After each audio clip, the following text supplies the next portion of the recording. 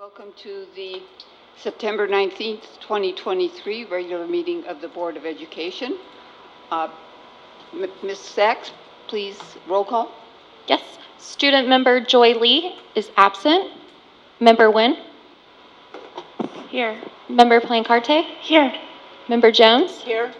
Member Hill is absent. Member Hill will be late. Will be late. Okay, thank you. And President Thomas? Here. Thank you. Thank you. Is there anyone wishing to address us on closed session items? No. Okay. Seeing none, we will be recessing to closed session where we will discuss public employee discipline, dismissal, release, conference with labor negotiators, employee organizations, NTA and CSEA, conference with legal counsel, existing litigation case Bird versus NUSD, and ratification and approval of TK enrollment. Having said that, we're recessed.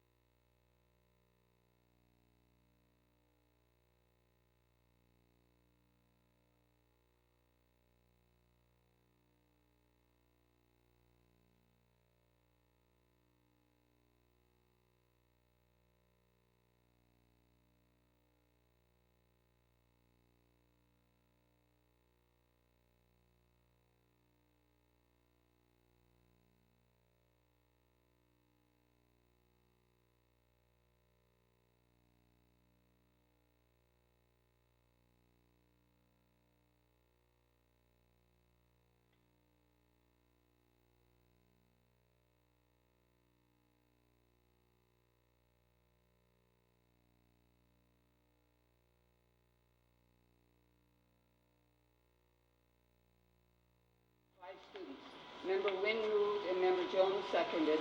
Member Thomas was the dissenting vote.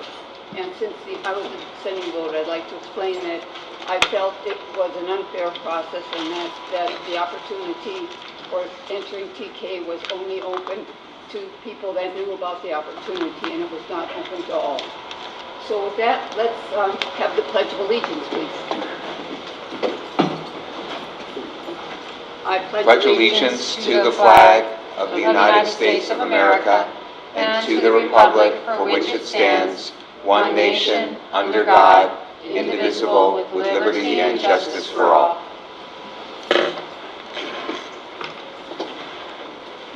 Next on the agenda is the approval of the agenda. I don't see any request to pull any items. She has one. I do. Member Jones. Member Jones would like to pull 12.17, please.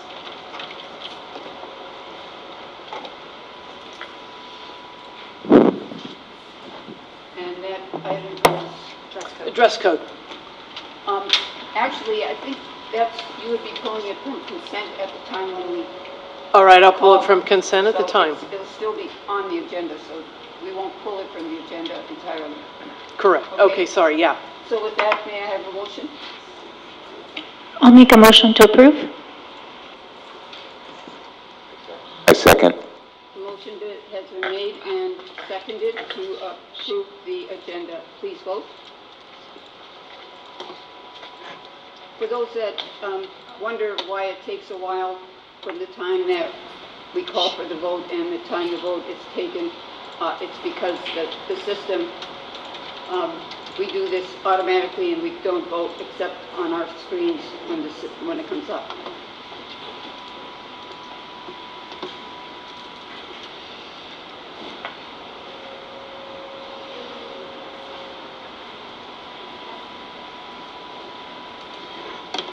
Student board member, how do you vote? Yes. 6 aye. Okay, the motion passes, 6 ayes. Thank you. Next, we move on to public comment on non-agenda items. We do have public comment. Okay. And I think they're on the agenda, but she can decide when to. Okay, these are items that are on the agenda. Do we have anyone from the audience that would like to speak to non-agenda items? Oh, I'm sorry. Your mic. Oh. Thank you. Is there anyone in the audience that would like to speak on non-agenda items? Seeing none, is there any of these 3 people that have asked to speak on agenda items? Would they like to speak now rather than when the item comes up? Seeing none, we will bring these up when the items come up later. So next, we move on to the superintendent's report. Oh, we had item 6.1, student board member report. After the approval of the agenda. I am so sorry. And Student employee organizations. board member, we have one board member from the high school, Ms. Lee. She's missed that completely. Me too.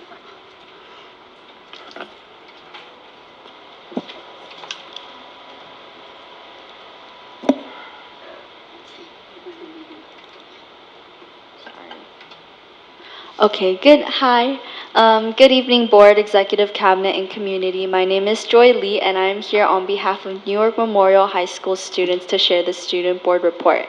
So, our first food fair of the year was filled with anticipation from students to get some good food.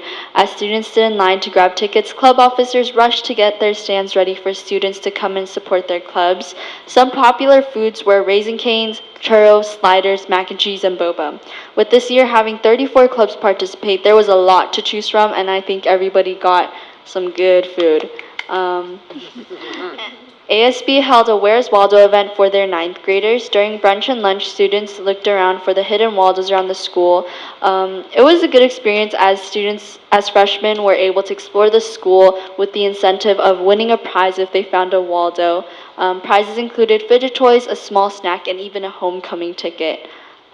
Lastly, National Hispanic Heritage Month started last Friday, where students were invited to dance in the quad and music filled the school as we celebrated Hispanic culture. So now I will announce exciting upcoming events for the month of September. If you would like to write these down, now is the time. So our memory-filled New York Memorial High School yearbook for 2023 to 2024 is now on sale for the price of $85. The price will go up on November 1st, so go to www.yearbooksordercenter.com and insert the code 6332. Okay, and then something big is coming up. New York Memorial High School will be hosting our Trunk or Treat event on Saturday, October 28th from 11 a.m. to 4 p.m. We're looking for car volunteers to decorate their car trunks in a fun and spooky theme and bring unopened candy to hand out to kids. Trunk or Treat is also looking for vendors. So for those listening, please spread the word. If interested, you can search tinyurl.com/NMHS Trunk or Treat 23. Next, Cougar Camp signups are still open, but will be closing this Thursday. So please sign up. Cougar Camp is a camp where elementary students will come to New York Memorial High School and rotate through a variety of sports and activities. It is a great experience for elementary students to interact with high school students and get a peek at their future high school. The cost is $20, and it's on September 23rd, Saturday from 9 a.m. to 12 p.m. To sign up, you can check out your school's Parent Square or the New York Memorial High School Activities Instagram page. And also, we have our sport home games for September, so please come out and support our sports teams. It means a lot when people come. Thank you for listening, and I hope everyone can attend and support our school so that we can continue to make it something we Cougars can continue to be proud of. Thank you. Thank you. Do we have anyone from the junior high or the continuation high school? Okay. Seeing none, employee organizations, I see that we have NTA represented. Break it down.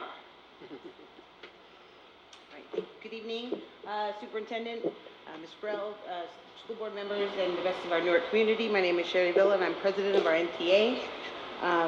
First off, Superintendent DeLeon and Mr. Burrell, thank you. You both are a breath of fresh air for our school district. When situations and needs have come up, both of you have been... Could you please speak into the microphone? I don't know if everyone's picking you up. Right. As situations and needs have come up or have been presented to you, the collaboration with NTA is much appreciated. So thank you.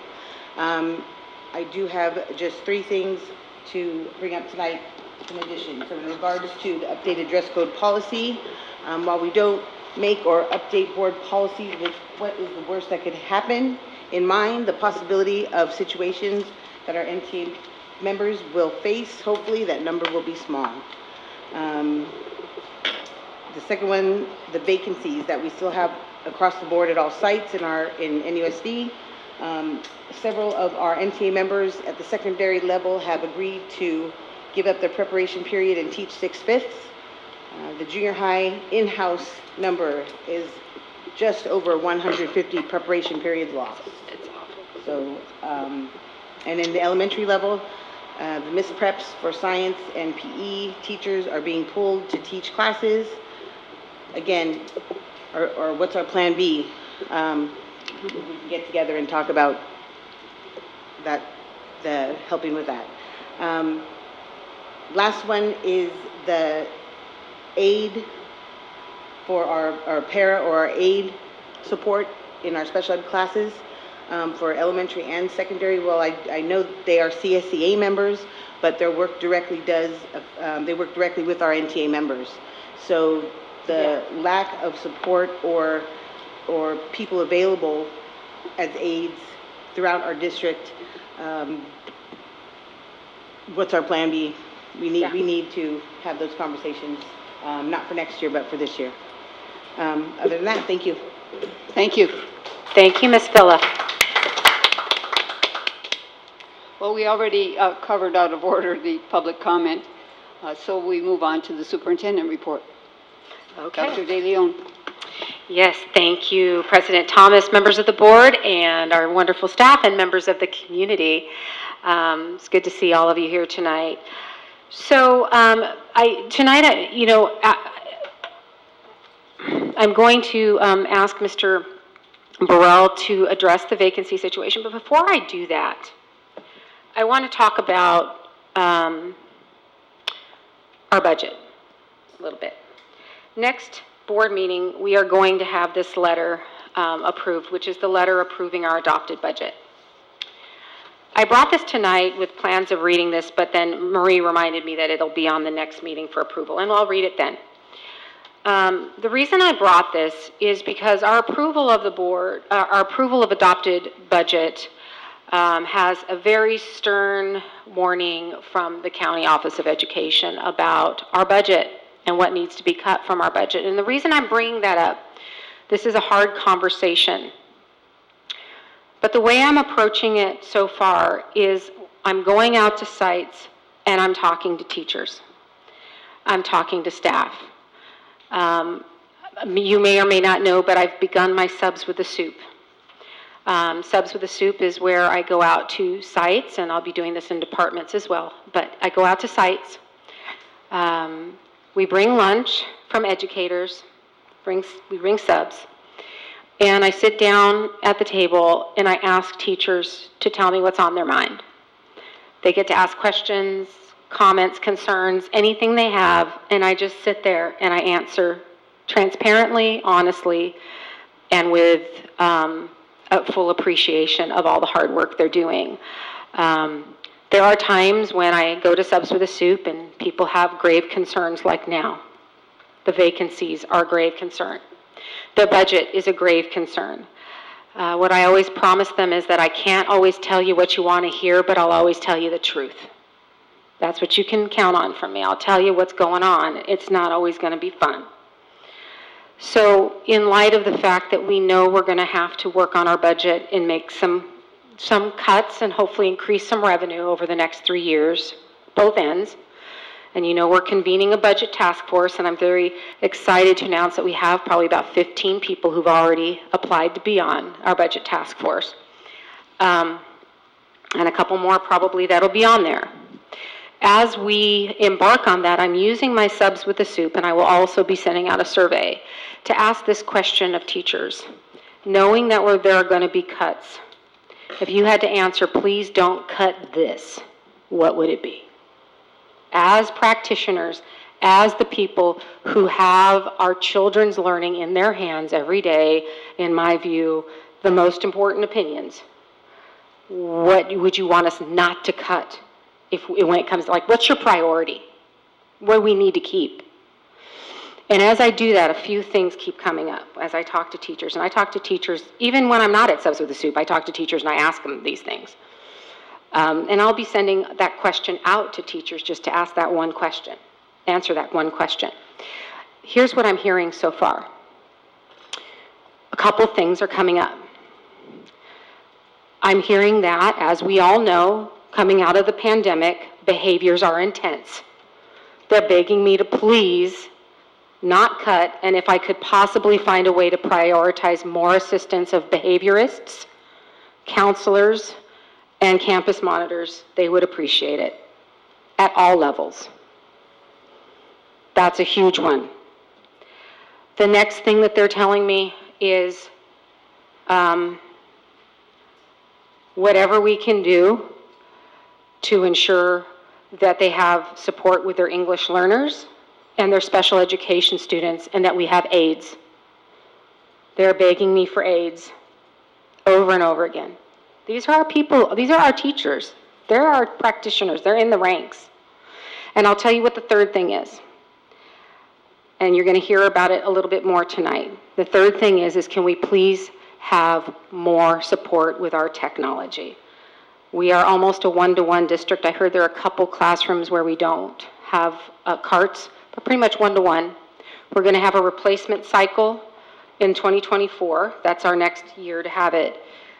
They don't they feel like they don't have, that we have great techs, they're just not enough. And so they have to wait a long time before they can get assistance with devices. And when you're a teacher, and I will tell you, as I talk to teachers, a lot of them are, after they came out of the pandemic, they saw how awesome the integration of technology was, and they're using it. And they're using their smart boards, and they're using their presentation stations, and when they go down, any of that tech goes down, it's tough. So those are the three things that are sort of coming up over and over and over, like, oh my gosh, we need behaviorists, monitors, campus monitors, aides, and tech help, tech support, is what they're telling me. Now, I'm sure more things will come up as we go through this process, because I'm going to send it out to everybody. But those are the three, like I keep like putting little checks next to the same ones that keep coming up, right?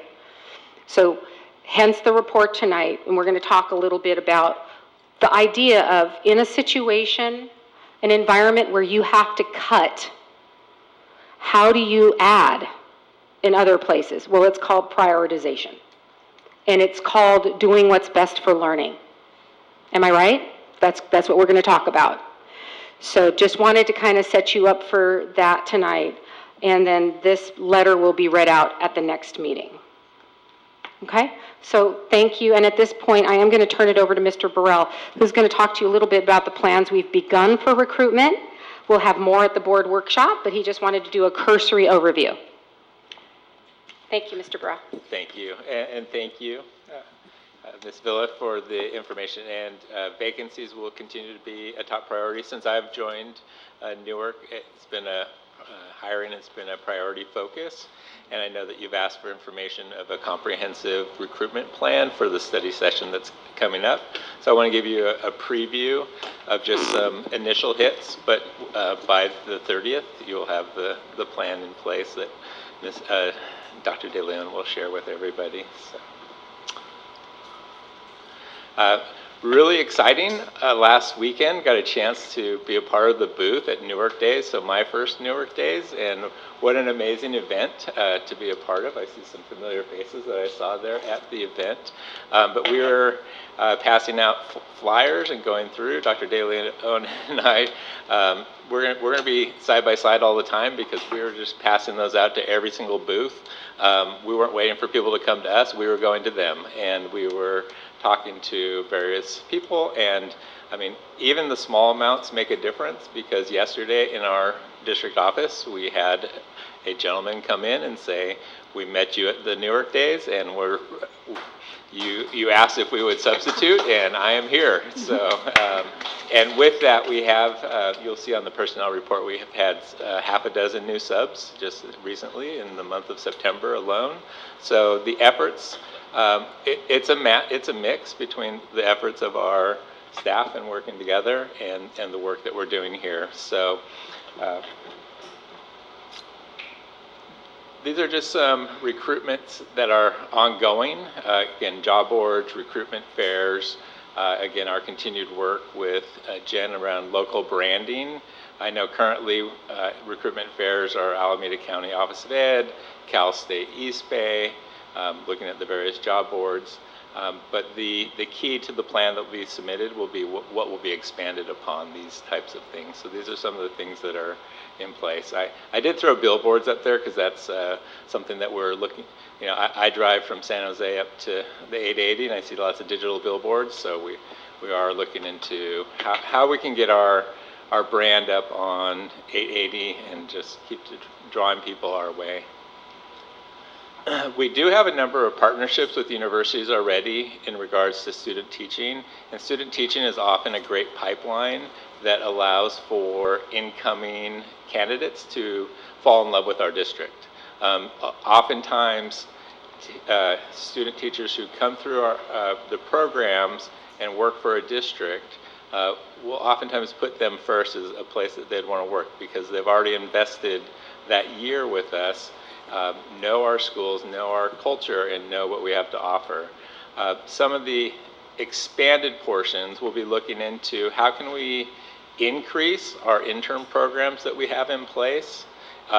and also the idea of what might a residency program look like. Again, these are paid positions, but they'd be teachers filling positions that are currently vacant that would be, so it's not necessarily an additional cost, it would be just, we're able to pay, instead of student teaching for free, bring in people that could work with us as interns. Future ideas, definitely expanding the local marketing, the potential of opening up our own recruitment events and doing so early in hopes of identifying what our vacancies are, especially our high need vacancies early, and inviting people in just to meet with us, if that's an opportunity. Evaluate, I know in previous districts that I've worked at, I've gone to other statewide recruitment events outside of the Bay Area, as well as I know districts that will go out of state. The former superintendent I worked with last was recruited from Minnesota. She came out to beautiful California. She ended up in Stockton, but beautiful California, and continued to enjoy and continues to live in California at this point, but also look at increasing our university partnerships as well. Another element that goes into the recruitment is, again, being able to not only attract and retain staff, so future conversations with the board can be around competitive compensation, the ideas of signing bonuses, referral systems, health benefits, workforce housing. Again, this isn't something that can happen overnight, and it takes prudence and forethought in what it could be, but these are the types of conversations that help. The state of education, across the country continues to make national news, and it can be compounded in the Bay Area, I think, because of our cost of living, and we all feel that. So looking at ways, again, to brand our district as a place to be, as well as looking at other types of incentives that will help bring people, are things that we'll continue to discuss. I think next steps, and this will be part in hopes of providing the plan, is really evaluating the scope of what we're capable of doing, mapping out priorities, but more importantly, having a timeline for the year in how we are going to work to get our efforts done. So coordinate those efforts and then continue to brainstorm ideas. So after the board meeting here, I was going to send this over for further ideas, as you said, about partnering and Plan Bs, but to get input from our labor groups. So this will be going out to NTA and CSEA as well to get input going forward. But we'll have a comprehensive report ready in 2 weeks. So, Thank you. thank you. Any questions or comments from board? Thank you. Member Hill? Oh, Member Hill? Thank you, Mr. Burrell. And, I understand how essential this work is. And it sounds like you're going to have more information for us when we meet for our retreat, our offsite. And so this is something that I think we've been, I guess there have been signs that this has been coming, right? The challenges that we've had around retention, and now we're seeing it. And so now we have to respond. And I think that, a lot of the things that you've laid out here are going to be important elements. The one thing, though, that I think we should also really consider is, so for right now, I think we're going to face challenges in competing with other districts in the typical areas, so salary, benefits, that kind of thing. So in the short term, right, not the long term, in the short term, we're going to have challenges. And I think what we should think about, and I'm hoping that we can have this as a topic for our offsite, is I think as a part of our recruiting efforts, we need to different people use different terms, but we could call it, how do we make Newark, NUSD, the employer of choice, right? And so what are the elements that would attract teachers to come here and to stay here? And, I think that we, just as Superintendent De Leon she's been doing her listening tour and finding out, well, okay, if we're going to have to cut things, okay, what really matters to you, right? And so I think you gave us a good list. But I think we ought to do the same thing around either existing teachers, what really matters to you? What are some things that we could do that really matter to keep you here? And then also for new recruits, so whether they're coming through the CSUs or wherever, what would be a differentiator for you to come to Newark versus to go somewhere else? Because I think that's our marketing message, right? That's what we're selling. Just saying that we have openings, that's not going to be compelling enough, right? We have to have a compelling message. So look forward to that conversation in a couple of weeks. And by the way, you've mentioned looking at the pipelines from the various teacher credentialing programs. So I graduated from San Jose State.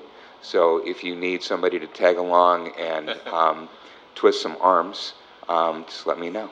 Absolutely. Okay, Thank you. Yeah, thank we you. have some good contacts there. So Speaking of university partnerships, Dr. Pierce Davis and I are both graduates of Stanford, and my daughter, who's a teacher, has inroads into the Stanford STEP program, so I think that would be an excellent place to look for potential recruits. Thank you. Yes, that has been brought up as well. So look forward to sharing more. Thank you. No, can I say something? Yeah. I just also wanted to say thank you so much, Dr. De Leon, for doing your listening tours and for all of the work that's going into putting together a very robust plan, because yes, we do need to recruit teachers, but absolutely we also need to retain them, and just figuring out what the needs are, right? What the needs are that our teachers are missing in order for them to do a good job.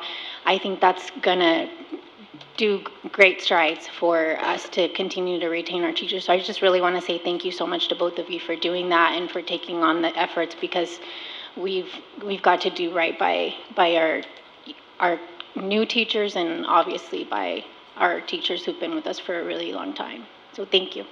You're welcome. Thank you. Okay, thank you. Next, we move on to the 10.3, the Information and Technology JET Report Update. Superintendent? Yes. At this time, I'd like to call up our network systems manager, Paul Rose, who is going to review the latest version of the JET report, which is sort of an update on where we are so far. And at this time, Mr. Rose, take it away. Good evening, members of the board, Executive Cabinet, and Dr. De Leon. As Dr. De Leon just said, we're going to be giving a brief recap of the JET report, and I believe we have Andrea Bennett, who is the Executive Director of SITE, available via Zoom. She'll give us a quick kind of update of who SITE is and what the JET report is about.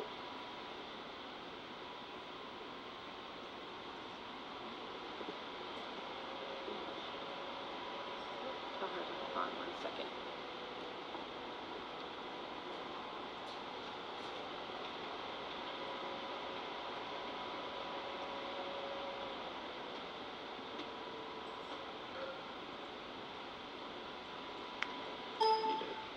Maybe we should tell her. Maybe she could hear us.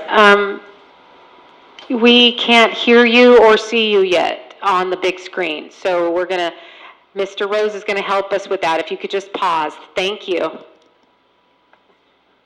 She's there. She was already presenting, yeah.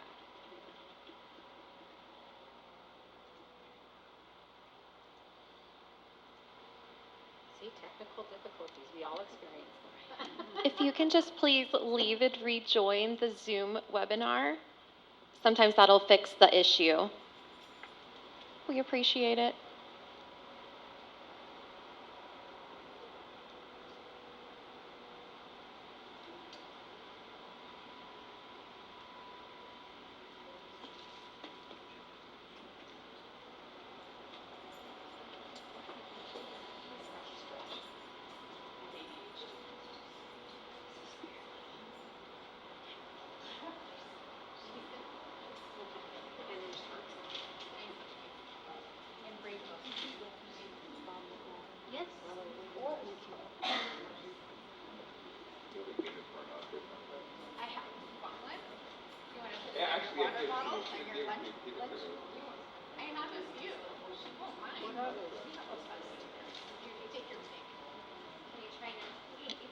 Can you test now?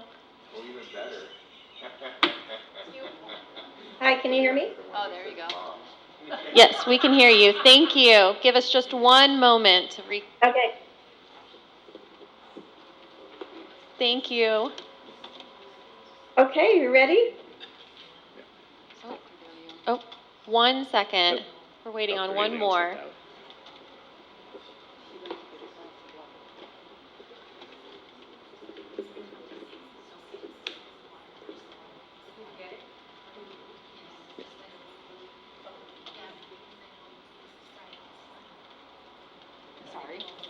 Thank you. You're all set. Okay, thank you so much. I'm so sorry I couldn't be there in person tonight with you all. My name's Andrea Bennett. I'm the Executive Director for SITE, which stands for California IT and Education. And SITE and CUE are nonprofit organizations dedicated to the education community here in California. We designed this review program to provide recommendations to school districts around technology and education technology to help improve process and policy that will then improve the use and maintenance of technology in districts. The review is not a full audit, such as a FCMAT audit would be, but rather what we do is work collaboratively with the district, with the staff while gathering data, including a survey that goes to all staff in the district so that we can get as much data as possible before we make any recommendations. We recruit individuals currently working in PK-12 technology and in education technology environments who all have years of experience. In addition, the staff from both SITE and CUE are part of the team and provide kind of a statewide perspective. We worked with the staff here at Newark Unified and found everyone to be very dedicated to the district and willing to help with the assessment. Since the report was delivered, the staff have followed several of the recommendations given in the report, and tonight is an update on what's been completed and what's still left to be done. And I'm here to answer any questions of the original report should they surface. And with that, I will turn it back over to Paul. All right, thank you. Like Andrea just said, that gave a brief recap of the report. We won't actually be going over the report because we'd be here another hour, and I don't think anybody wants that.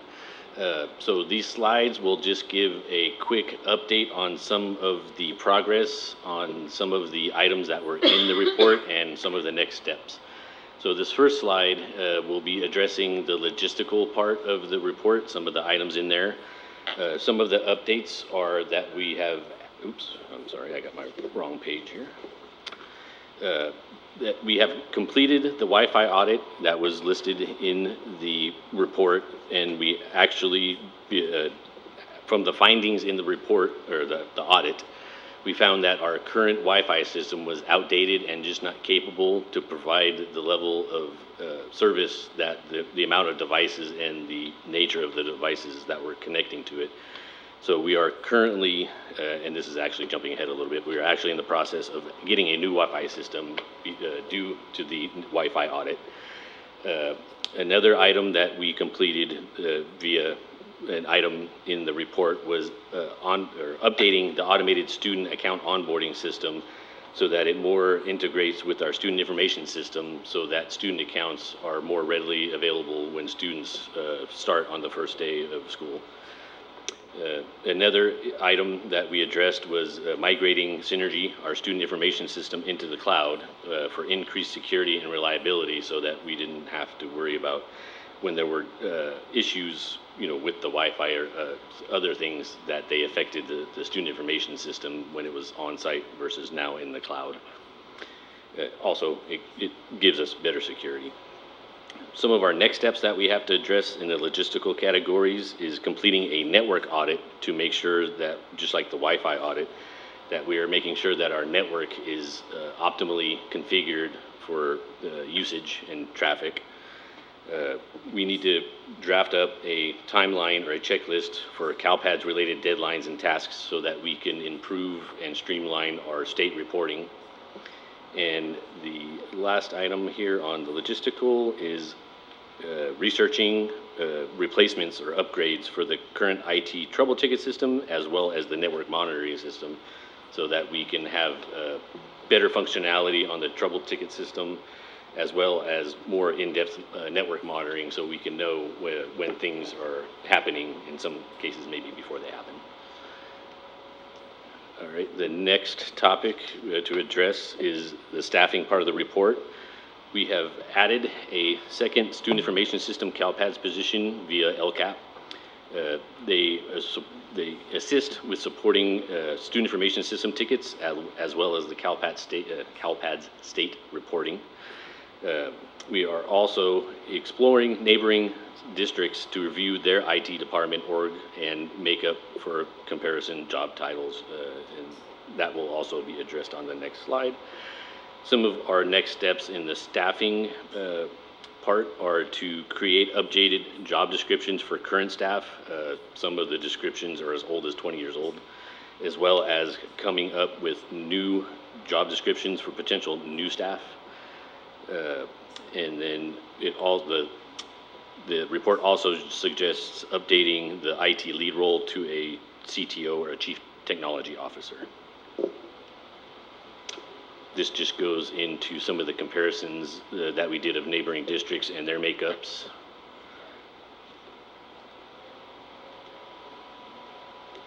And then the last slide that addresses the, hold on, let me see. Part of the report is the hardware and equipment. Some of the items that we have addressed and completed from the report are, we have, via the Wi-Fi audit, we have completed quotes and are in the process of ordering and installing the new Wi-Fi system. We replaced our core server infrastructure with the new system in the 21-22 school year. We have ordered and updated the battery backup system for the data center, which will provide power in case of a blackout. So we have, I believe, between 3 to 5 hours of backup power for our servers and such before we lose functionality. We have inventoried all of the district Chromebooks in the fall of 2022. We upgraded the previous phone system in the summer of 2022. That was addressed in the report, and we kind of made sure that was one of the first things addressed due to potential emergency, the impact it could have in an emergency if the phone system wasn't functioning like expected. Last spring, we replaced 1,800 of the student end-of-life Chromebooks. Some of the next steps in the hardware and equipment part of the report are looking at the replacement of staff Chromebooks. Originally, they were set to expire in June of 2024. We just recently found out in the last week or two that Google has extended that, and they will actually be end of life in 2026. So that gives us a little more time to actually research some replacement devices, maybe possibly even demoing some models to see if they can meet the requirements that we need for our staff. This next slide, I believe Dr. Pierce can address. Sure, I can jump in there. So the final piece was around technology, really integration into curriculum and pedagogy. In this regard, we have maintained support with classroom technology integration, especially since the pandemic, and really targeted our computer science content at all 3 levels, elementary, middle, and high school. We're also reviewing how we integrate. So we are discontinuing things like Seesaw when we're not seeing it being used by a substantial amount of our staff, and replacing it with things like California Colleges, which will help our high school students starting in middle school do some long-term college and career planning support. So we're reviewing those on a need basis. Next steps here are to consider some of the recommendations in the report around transformational instruction model, as well as utilizing professional development days and resources to enhance integration. We want to be careful here, because every report that's focused on that thing is going to recommend that we do PD on that thing. And so we do want to be careful that we keep in mind the board's the goals for us, and make sure that anything that we do bring to professional development is aligned to those goals. So just a quick quick caveat there for that final bullet. Thank you. This Could I add something really quick there to the final bullet? I asked Paul and Nicole to maintain this slide on here because I was really excited to see the JET report included Sonny Magana's work. We used him in Oxnard Union, and he began his career with instructional technology and really transformed it into a sort of next level instruction. And how do we get there? And less about technology and more about how do we increase student achievement through really creative lesson planning, critical thinking, and using the latest technology as a tool to that piece. And so, I only mentioned that and wanted to leave that in here. As we look at 1A, goals 1A and 1B, instruction becomes really important. But, okay, I was at a big high school district. Sometimes really excited, really hard to get people excited about instruction and PD and those kinds of things.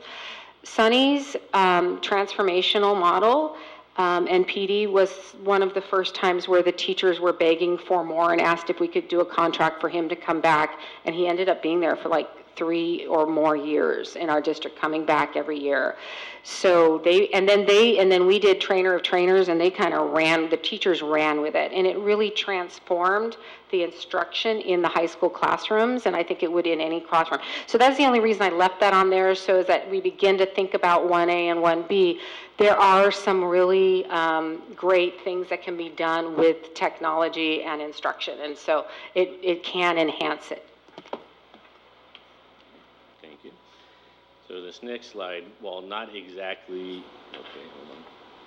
So this next slide, while not exactly outlined in the JET report, we wanted to take the opportunity to update the board and the community on the Wi-Fi project. Currently, we had a couple setbacks, so it took a little longer to get the hardware than we had originally planned. We currently have the hardware. We are in the testing and configuration and testing phase. The initial plan was to have started installation at the high school this week. Unfortunately, we ran into a couple unexpected issues with the testing, so we are currently waiting for a SSL security certificate to be delivered to us so that we can install it into the system, continue with our testing, and we hope, knock on wood, hope to start installing at the high school maybe this weekend or possibly as early as next week. So wanted to kind of let everybody kind of give an update on that. Also, what we're calling phase 2, which would be the rest of the district, is dependent on phase 1 finishing. So once we're done with Memorial, we'll then reach out to the vendor that has phase 2, and then we will plan the schedule for installing the access points, the Wi-Fi, at the rest of the sites. The final slide is just a recap of summary of next steps that were listed in the JET report that we have yet to complete.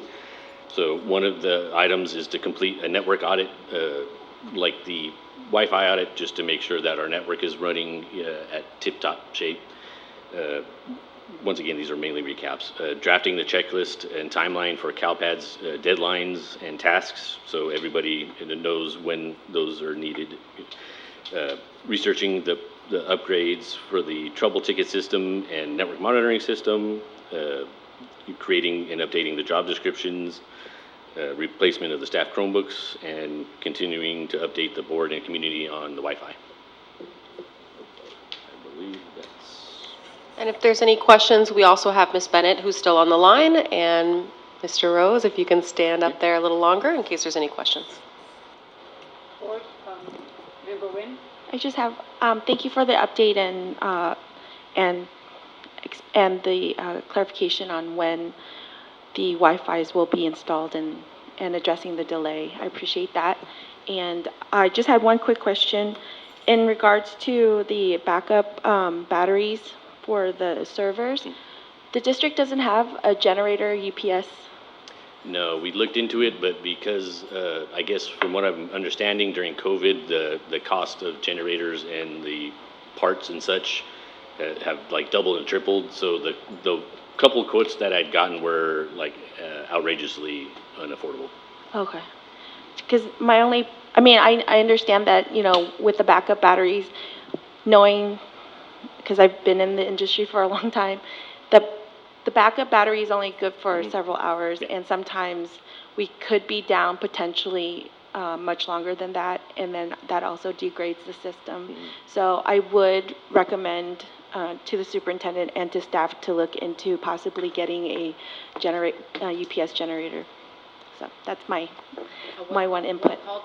Oh, so the backup batteries are UPS, but just a generator, yeah, basically a generator for the district, especially so that all of our computers and servers and network equipment, when it goes down, the generator will pick it up automatically, and there's no surge and breakdown. Because if we do switch over to backup batteries, it's fine, it won't surge the servers, but if the backup batteries fail, then The backup batteries have a finite runtime. Yeah. The generator, as long as there's fuel, it'll keep running. Yeah, so there is a difference, and it can help prolong the outages. So I just wanted to see if that's a possibility. Thank you. Thank you for the report. I really appreciate it, Mr. Rose. Any other board member? I have a question regarding, and it's not specific necessarily to the report, but it's specific to the topic. Do we still have hotspots left from distance learning, or? We have a few, but they're primarily for the independent study program. Okay, great. That answers my other question. Thanks. Thank you so much for the report. I really appreciate seeing this. And I am going to, one thing that sticks out to me, and I'm really happy to see that, is the researching of a potential replacement for the current IT trouble ticket system.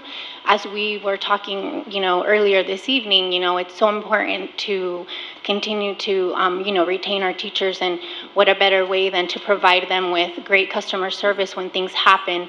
And I would just like to throw out that could we think about collaboration, and do we currently have something that maintenance and operations uses a ticket system too, that could be tied into one? Because I've seen that before at prior workplaces where I've been at, where there's one ticket system that can service company-wide, and granted,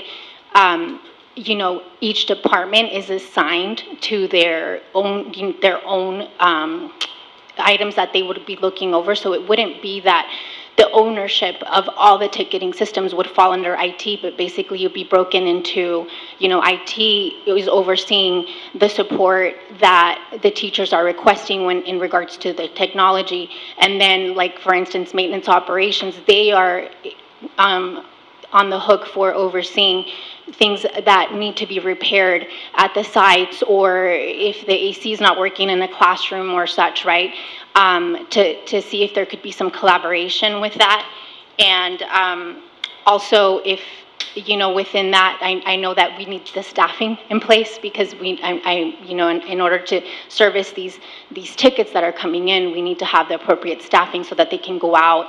And I'd love to, and this is obviously further down the road, but to even, do we have this already? And if we don't have it, could we also include service level agreements that are robust and that include timelines, expected timelines of delivery and communication, so that, staff who are experiencing whatever issue they're having, they've received communication of what the timeline looks like, and then possibly the expected time of completion, and if there is a delay, if they could also receive, some communication with that. But again, I understand we have to be fully staffed, and other things have to be put into place. But what a wonderful thing to see here, to have to enhance our customer service, for our teachers, and the the pains that they're experiencing with certain things. Thank you. Member Hill? So a question, and then a comment on the topic that Dr. DeLeon brought up. And so the question is, you talked about Chromebooks. And I read an article recently, and I don't remember whether it was in the San Jose Mercury News or in Wall Street Journal or where, but they were talking about the whole issue of Chromebooks, and that, like, initially the way that Google sold this whole idea was, you know, hey, these are cheap devices, and we can provide them out, and then when they expire, you know, then, you know, you just swap them out, et cetera. But what the articles were talking about, or the article was talking about, was that actually these things end up expiring a lot quicker than you think, and that sometimes even when you get a replacement, apparently the clock's already been ticking, and so, you know, you think you might have 4 years and you end up only having 2, and so it becomes just like this whole big cycle, and so in some ways it may be more expensive and more disruptive than having a different platform that that maybe you maintain yourself and try to eke a little bit more life out of. And as Member Plancarte was talking about, I understand that we're resource constrained, right, and that this isn't something that you can easily go and investigate.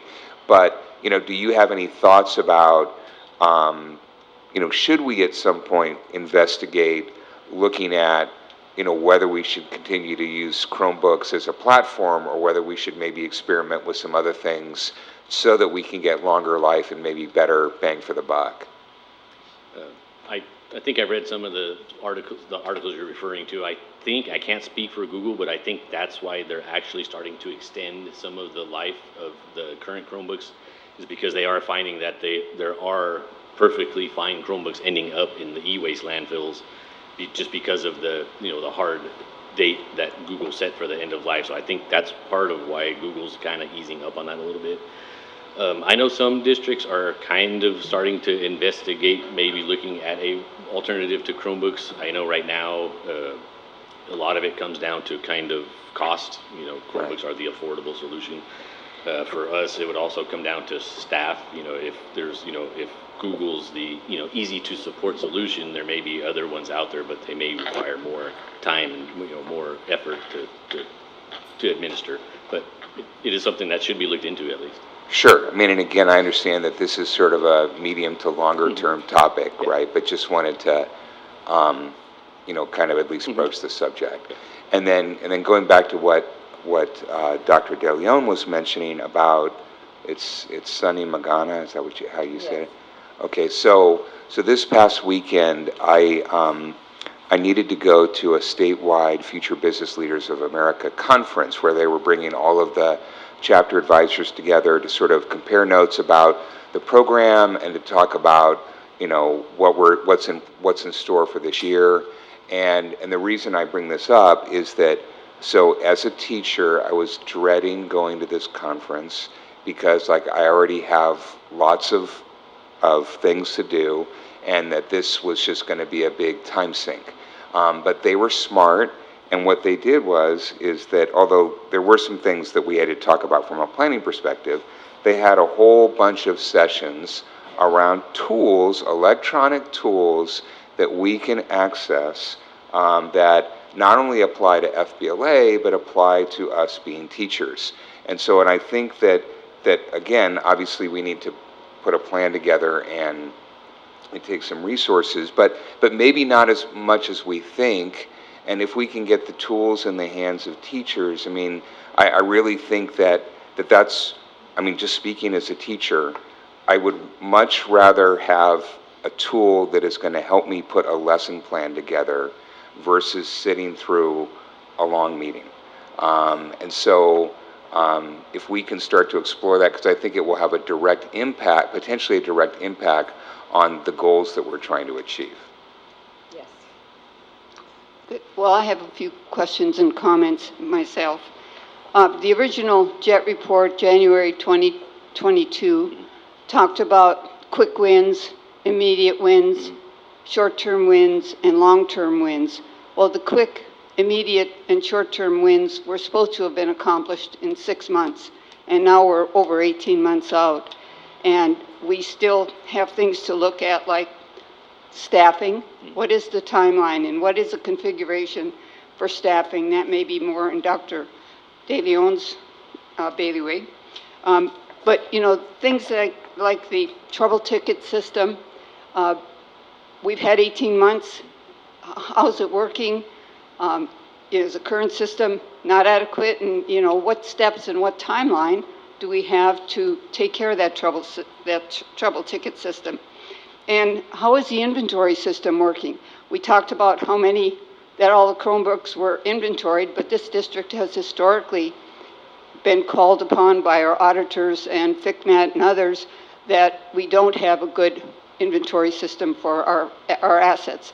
So we've tagged all of these Chromebooks, but are we keeping track of them?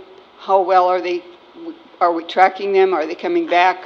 How many of them are having to be replaced because they're, so all of these things, I think the board would like kind of assurances that everything is in planning and there is plans and timelines to accomplish everything that the JET report is asking us to do.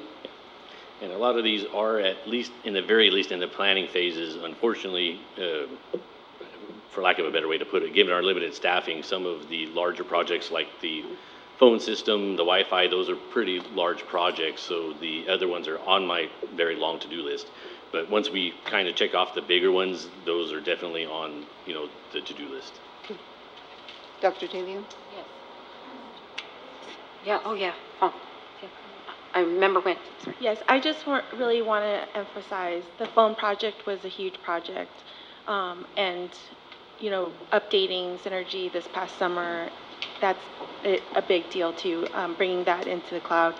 And so, I mean, they have been tasked with a lot, and then the Wi-Fi project, that's a big project with making sure that they have the network servers in place, and also and then getting all of the equipment, right? And that piece has been delayed. So, but and now the SSL cert. But I was like, oh, that was, I mean, that's going to take a couple days to get that, because you have to register it. They have to get called back from the state. I mean, there's steps that they have to follow, and it takes some time. And then hopefully we'll be able to test and it'll go well. You guys don't have anything to run into, and then you can install the access points and we can see some jamming, you know, network access, Wi-Fi access at the high school. But yes, they've had a lot, and honestly, and thank you for pointing out the comparisons of other districts with the population size of the district and the staff that we have in comparison to others. Because, you know, for the 5 years that I've been on the board, I think one of the things that I have been really stressing to the district was that we really need to really beef up our IT department, because IT is always going to be a part of decision-making going forward. So to me, it's really, it's critical to invest in IT, so. Did you want to say it? I do. I just have a clarifying question. Paul, out of curiosity, when you said that Google was able to extend the life by 2 years, is that similar to, like, for example, when you purchase an iPhone, you know it's going to have a certain life, and I'm not kidding you, like the minute before the next one comes out, your phone starts to mess up, and it feels like it's a bit of a conspiracy, right? Like they're doing that, they're doing it, they're pushing down something to make your phone go off, right? Are you suggesting that, like, does Google have the ability, I mean, so when the Chromebooks have end of life, I thought it was because the actual hardware doesn't work anymore, or is it because they just stop supporting it and make us buy another one, kind of like the iPhone? It's the latter. They're and I can never remember what it stands for. Auto update expiration. It's not so much that the hardware stops working; it's that they stop supporting and stop giving operating system updates. Oh, see now. And there are certain apps that require a minimum operating system to function. It's a monopoly. I always thought it was because because they were so inexpensive, they weren't necessarily well made or didn't have the best parts, and so they would just break down. I didn't realize it's because they could, like, just intentionally say, oh, we're not support. No, That's there just are wrong. a few apps that require a minimum operating system that once you hit the AUE, you can't go past that certain operating system that Google set it at, and therefore the Chromebooks, for all intents and purposes, are kind of unusable after that. Well, Yeah, thank can- you, Paul. Thank you. Thank you so much. You did a great job on that, by the way. Thank you, and thank you for our site people. Woo! Thank you. Okay. Next we move on to item 10.2, College and Career Readiness Measure, Part 1. And we have a public speaker, Ms. Parks. Oh,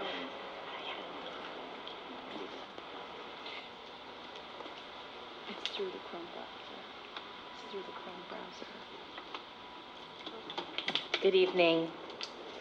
While I appreciate the advanced placement update, the data is not drilled down enough for the board and the community to get the full picture.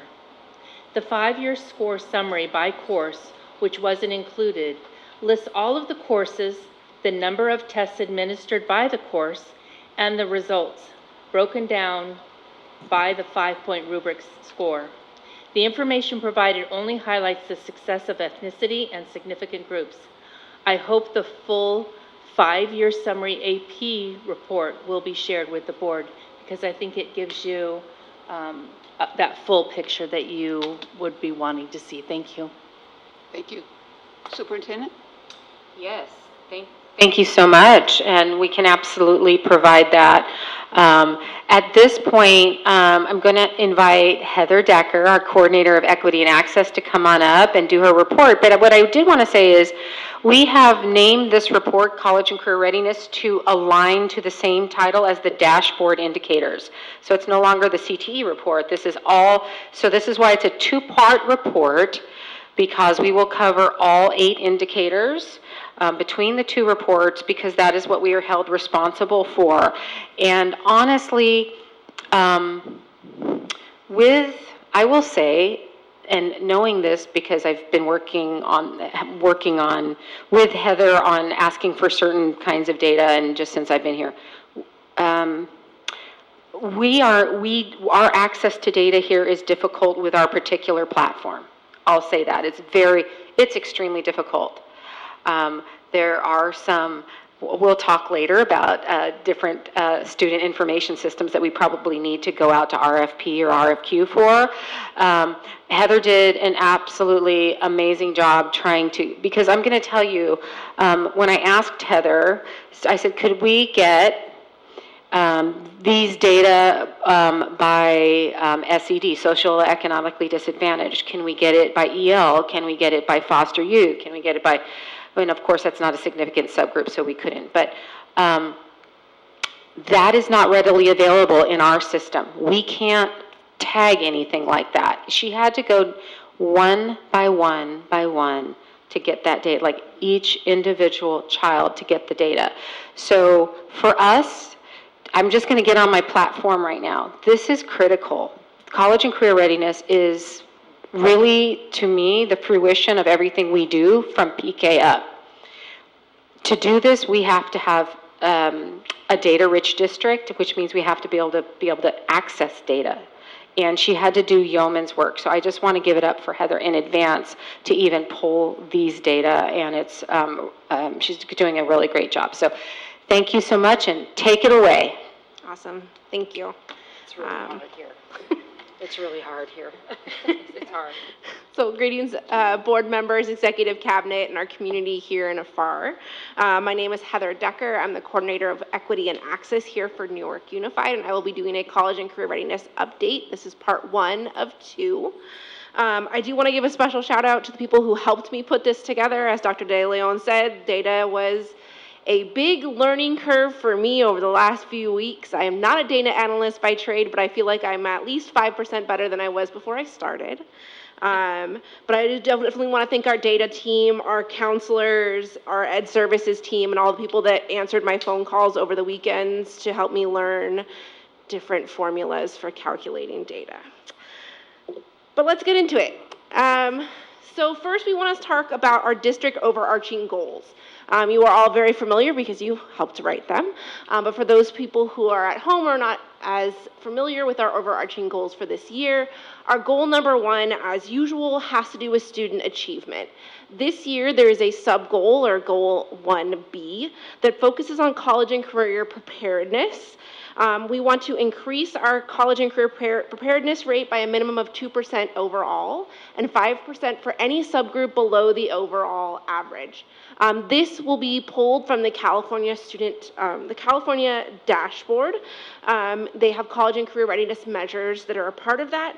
And so today we're going to go through a few of those measures, but I want to give you kind of an overview of the goal to start with. So our agenda, we will talk about what those college and career readiness indicators are. In our part one today, we're going to focus on AP enrollment, test taking and exam pass rates, as well as A through G course enrollment and pass rates. We'll also give some next steps and have some time for Q&A. So the first thing we want to look at is really understanding what the college and career readiness indicators are. How are we being measured? The California is looking to evaluate students as being prepared in 8 different ways. So a student can be prepared by qualifying on any of these 8 measures. They only need one to be counted as prepared for our data. So to go into each of these, number 1, they can pass both sections of the SBAC with a 3 or higher, or they can score a 3 or higher on 2 or more AP exams, or they can score 4 or higher on 2 or more IB exams. Newark Unified doesn't offer International Baccalaureate, so we don't have any IB exams for our district. They can also pass 2 semester-long college courses with a C- or better. They can also be awarded by the state the Seal of Biliteracy and score a 3 or higher on the SBAC English section. They can participate in 2 years of military leadership program like junior ROTC and score a 3 or higher on one of the SBAC subjects and a 2 or higher on the second. Newark Unified doesn't offer junior ROTC, so that is one of the areas that we will not be evaluated for in our district. The last 2 areas are a little bit more complicated, so that's 7 and 8 on your chart. The first one is CTE pathways. So if a student completes a CTE pathway and scores 3 or higher in one SBAC area, or 2 or higher in the second, or 1 semester of college credit with a C or higher, then they are considered prepared. So they have to do both parts if they get a CTE pathway. The last one is A through G requirements. So if they complete the A through G requirements with a C or higher, they also need one of the other 4 sub-areas combined. So scoring 3 or higher on one SBAC area and 2 or higher on another, 1 semester of college credit, a score of 3 or higher on 1 AP exam, or to complete a CTE pathway. So that's the overview of all the 8 areas. The last time the California dashboard was updated for the college and career measures was in 2019. Since then, it has not posted new results for college and career preparedness because SBAC has been inconsistent with COVID the last few years, so they have not updated the college and career readiness since 2019. So when you see the data, when we look at the overview, that's where we're going to be starting from.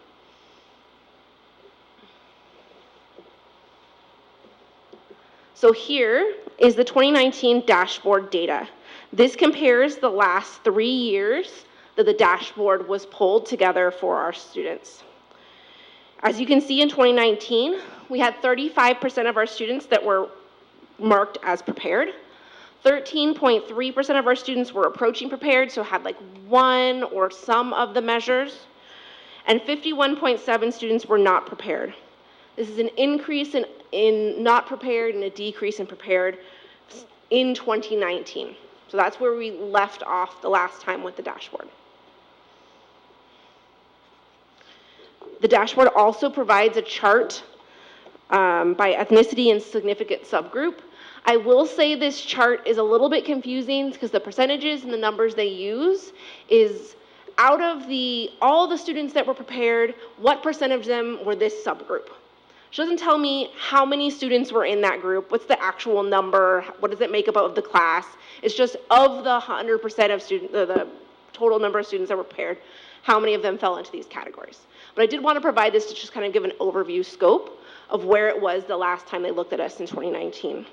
Could I stop, just put a pin in it for 1 second, Heather, Yeah. right here? So this actually, even though it doesn't tell us everything we want to know about N, this is important because we start looking at real disproportionality. So you're looking to see if the percentage in a particular group is aligned to the percentage that are prepared, or more so or less so. And that is a really important conversation that we're going to begin to have as a district. Thank you, Heather. Absolutely. So moving forward in this presentation and in the future presentations, I'll be diving deeper into each way these students are classified as prepared and where we're at now with those indicators and some of the things that we're going to be doing.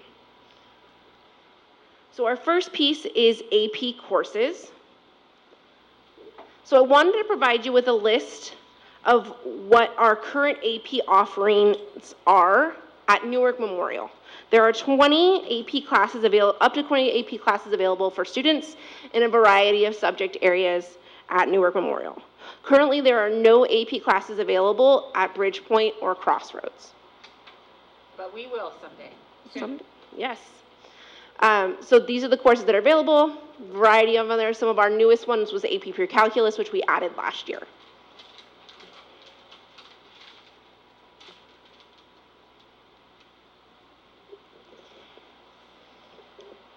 As we look at our AP testing rates for 5 years, this slide shows the number of seats filled by students in AP classes.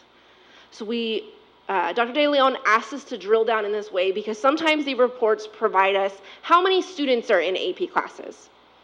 But that doesn't tell me if one student takes 5 classes, that's a significant difference in looking at the data. So we really drilled it down to enrollments, how many seats are being filled by students in AP classes. So as you can see, over time, the number has increased from year to year, and even this year, we've increased since last year. During declining enrollment of the overall. Yeah. Absolutely. Good job. At the bottom, the chart you will see is the percentages of tests that were taken out of all the tests that could have been taken. So of all the seats that were there, how many tests were taken? And how many percentage of those tests that were passed? As we are all aware, a lot of things have happened in the last 4 years in our lives, in our schools, and education. And so I'm not surprised there's a fluctuation in some of these tests being taken in the pass rates from year to year. You can see that there is an increase, as I said, in AP seats or AP enrollments. There's a decrease in tests taken, but there's a slight increase in tests being passed. So that data is there. We're going to drill into it a little bit more as we keep going forward. And if you would like the data that Ms. Parks had mentioned about the individual courses, I do have that and can provide that to you readily. I do have it available. It will not be in the slides, but I do have that available for you and for Ms. Parks. All right. So as we continue to look at the tests being taken, we can examine the data by significant groups. As we can see here, there's a similar drops in tests being taken from 2021-22 to 22-23 for all significant groups, with the biggest drops being with students with IEPs. As part of the A through G improvement grant, we set funds aside to help reduce the costs of taking the AP exams for students who qualify for free and reduced lunch. So on average, an AP exam costs $100 per exam, which is a lot. And with the exam reduction, it costs them only $15 for a test. The counselors and staff at all of the school sites worked really hard to get the information out there about how to bring that letter into the accounting office, how to qualify for those things, what paperwork they can fill out to be able to qualify for it. And we did have an increase in the number of tests that were ordered via that fee waiver last year. It was a 38% increase in the number of tests that were used via that fee waiver. So getting that word out does matter. We have the counselors right now working to try to increase the number of ed benefit forms that are being filled out so even more kids can qualify for that fee waiver so that we can do all those pieces. Usually test registration comes around in October, November, so right now is that key time. So we've already started talking about those things to increase those students having access to these test fee waivers. While we know there's still ways to get more tests taken, we know that not every student that could qualify for a fee waiver is actually using it, because there is some pieces about them, like needing to bring a letter to an office to show that they qualify, and sometimes that's hard, navigating that system. So we're looking at trying to ways to make streamline that process. Sarah Kaiser in Child Nutrition has been really great about being like, here's my email, have them email me, I will send them a letter right away, they can have it, I will process it super fast. So shout out to Sarah for doing that last year, and she's already emailed us back this year like, I'm ready to start again, here's my email. So we're gonna work on that specifically because I know it's an area that matters a lot for the A through G grant. Heather, could I just add one thing really quickly too? In the questions that the board sent after I sent the agenda, after we did the agenda, there were questions about how could we increase the test taking percentage. That is a really heavy duty thing to do. I can tell you different districts have done different things. One way it can be done is if the district sets aside their A through G grant money or other monies to ensure that the students are able to pay for it. Like you just say, it's paid for, so it becomes basically a requirement of the class. If you're going to take it, you take the test because we're going to pay for it. So that's what we did in my previous district, and our test taking went through the roof because there was sort of like not a culture of taking the test, or certain kids just didn't take the tests. And we wanted to make sure that not only students who got fee waivers took them, but every child who wanted, because sometimes students are taking several, and at $100 a pop, it becomes expensive for everybody. And so that is just one way that we set aside money to be able to do that. And we went through the roof in terms of test taking. And the more kids that take, the more that are prepared, and also your pass rate starts to go up. So just wanted to put it out there that we're already beginning to think of ways of how we can do that.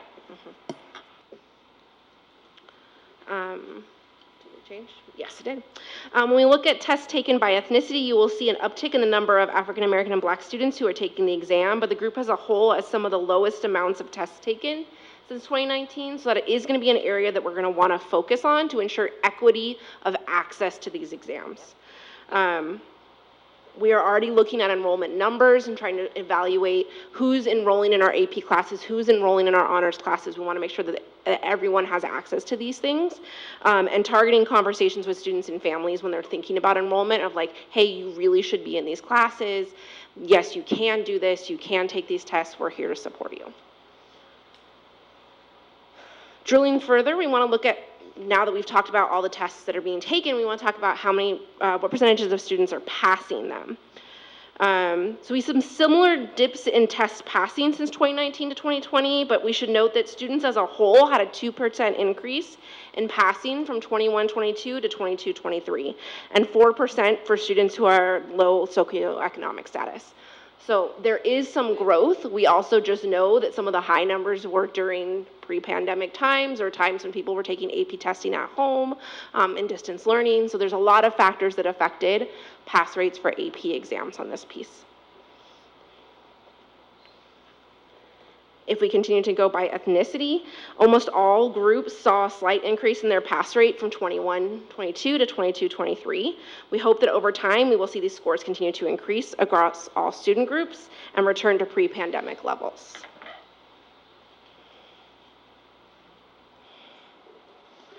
Now we're going to transition to talking about A through G courses. Do we want to stop here for just a second and see if board members have any questions on AP? Do you want to do that, or wait till the very end? You want to do AP first, or no? Okay, all right. Good. Okay. A through G courses. So we're going to look at the enrollments and the pass rates for A through G courses in our district. On this slide, you can see over the last 3 years the total number of A through G and non-A through G courses at Newark Memorial High School. It is important to note that courses at Bridgepoint are not A through G approved, so we will focus solely on Newark Memorial High School. Technically, Crossroads courses, because they're offered through Edgenuity, are A through G approved through Edgenuity, but Crossroads doesn't have an A through G list because it's not WASC accredited. We can go on further later. Over the 3 years, you can see we offered about 80% of A through G courses each year. So of all of our courses, 80% of them were A through G courses. This varies based on enrollment numbers, needing to reduce our FTE, that sometimes that number went a little bit lower than 80, but it's about 80 every time. This this led to decisions being made based on enrollment or requests by students on which AP classes or A through G classes that they wanted. This led to pre-AP Chem and AP Environmental Science not being offered this year. We also saw some consolidation of classes, such as like music courses, went from having several different band classes to only having one type of band or one type of choir. This can also be affected by students who choose to sign up for A through G approved CTE classes through ROP. While A through G courses may be offered at ROP, if none of the students chose to enroll in them, they wouldn't be included in this data. So it wouldn't be counted as a class offered if nobody signed up for it. Going down by subject area, looking at courses offered, you can see what percentage of all the courses that were offered were in each A through G subject area in the last 3 years. There's a higher rate for art and electives, but that's mostly because students need more of those. You need an elective class every year. As you get into junior and senior year, you have more options, more slots in your day that you can fill with art or electives, so there tends to be more of those courses offered. For example, they need 60 credits of elective and 10 credits of art, so that's a lot that they would need to get over time. But I wanted to drill even further and talk about sections, because we might have a lot of, a very difference in art having a lot of courses being offered, but section by section, it actually becomes more consistent. But looking at overall, about 78% of our sections offered during the school day are A through G, and about 20% are non-A through G. That's been consistent over time. So we've been doing well about making sure the majority of our classes that we are offering through the day are A through G. And this is what I was speaking to about cross-subject areas. While we had more art classes before, it's actually pretty consistent about the number of percentage of sections that are being offered by each subject area. And distribution is pretty even. World language is a little bit lower because they technically for A through G only need 2 years of that, when many of our students actually do take more and we offer more, but that's why that number might be a little bit less than some of the other areas. So we want to look at A through G enrollment by significant groups. On average, for the last 5 years, students have had about an 84% of their courses being A through G. So the average student, about 84% of their classes are A through G. For our students with IEPs, this number is slightly lower because a portion of them enroll in some of our basic classes, which cannot be A through G approved. So that's based on their levels coming in. If we look at by ethnicity, you will see about the same across the board, except for there's about a 3% difference and a lower number for our African American and Black students. But across the board, we're pretty close in that about 85% of our students are taking, or 84 to 85% of their classes are A through G.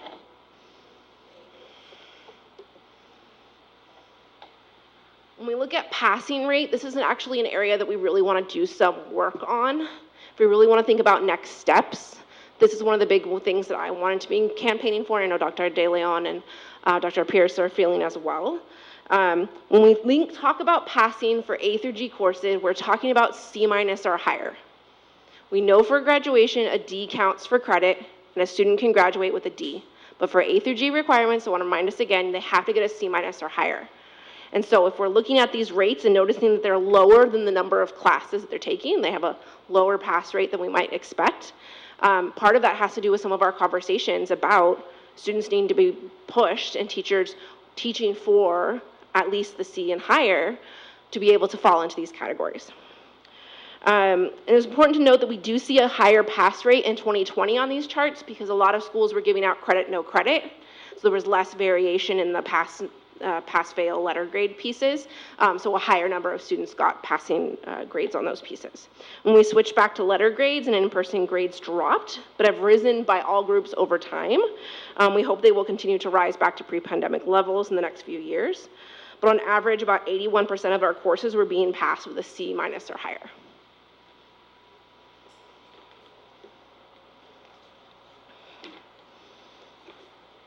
Once again, if we're breaking it down by ethnicity group, we're hitting on an average of about 80% passing, with two of our subgroups being slightly lower, with African American being 2% lower than average and Hispanic being 7% lower than the average.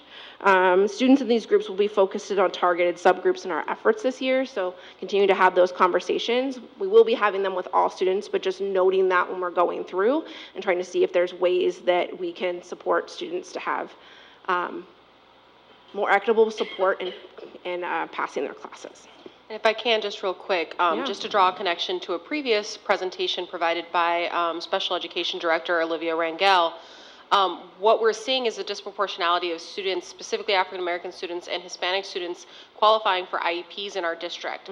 And so when you saw the data before around that slight decrease, when we sort of categorize students in that way, then they are less likely to take those A to G courses, right? So this data between presentations connects, and I just wanted to draw that connection. Yeah, and there's definitely overlaps in these subgroups, as we all know. Students can fall into many different groups across the boards. So diving in even more, in response to some questions that have come up recently about our A through G courses, I wanted to offer a detailed list. So this year, the only courses that were not A through G approved are the ones that are on this slide. Every other course that we have offered this year is A through G approved.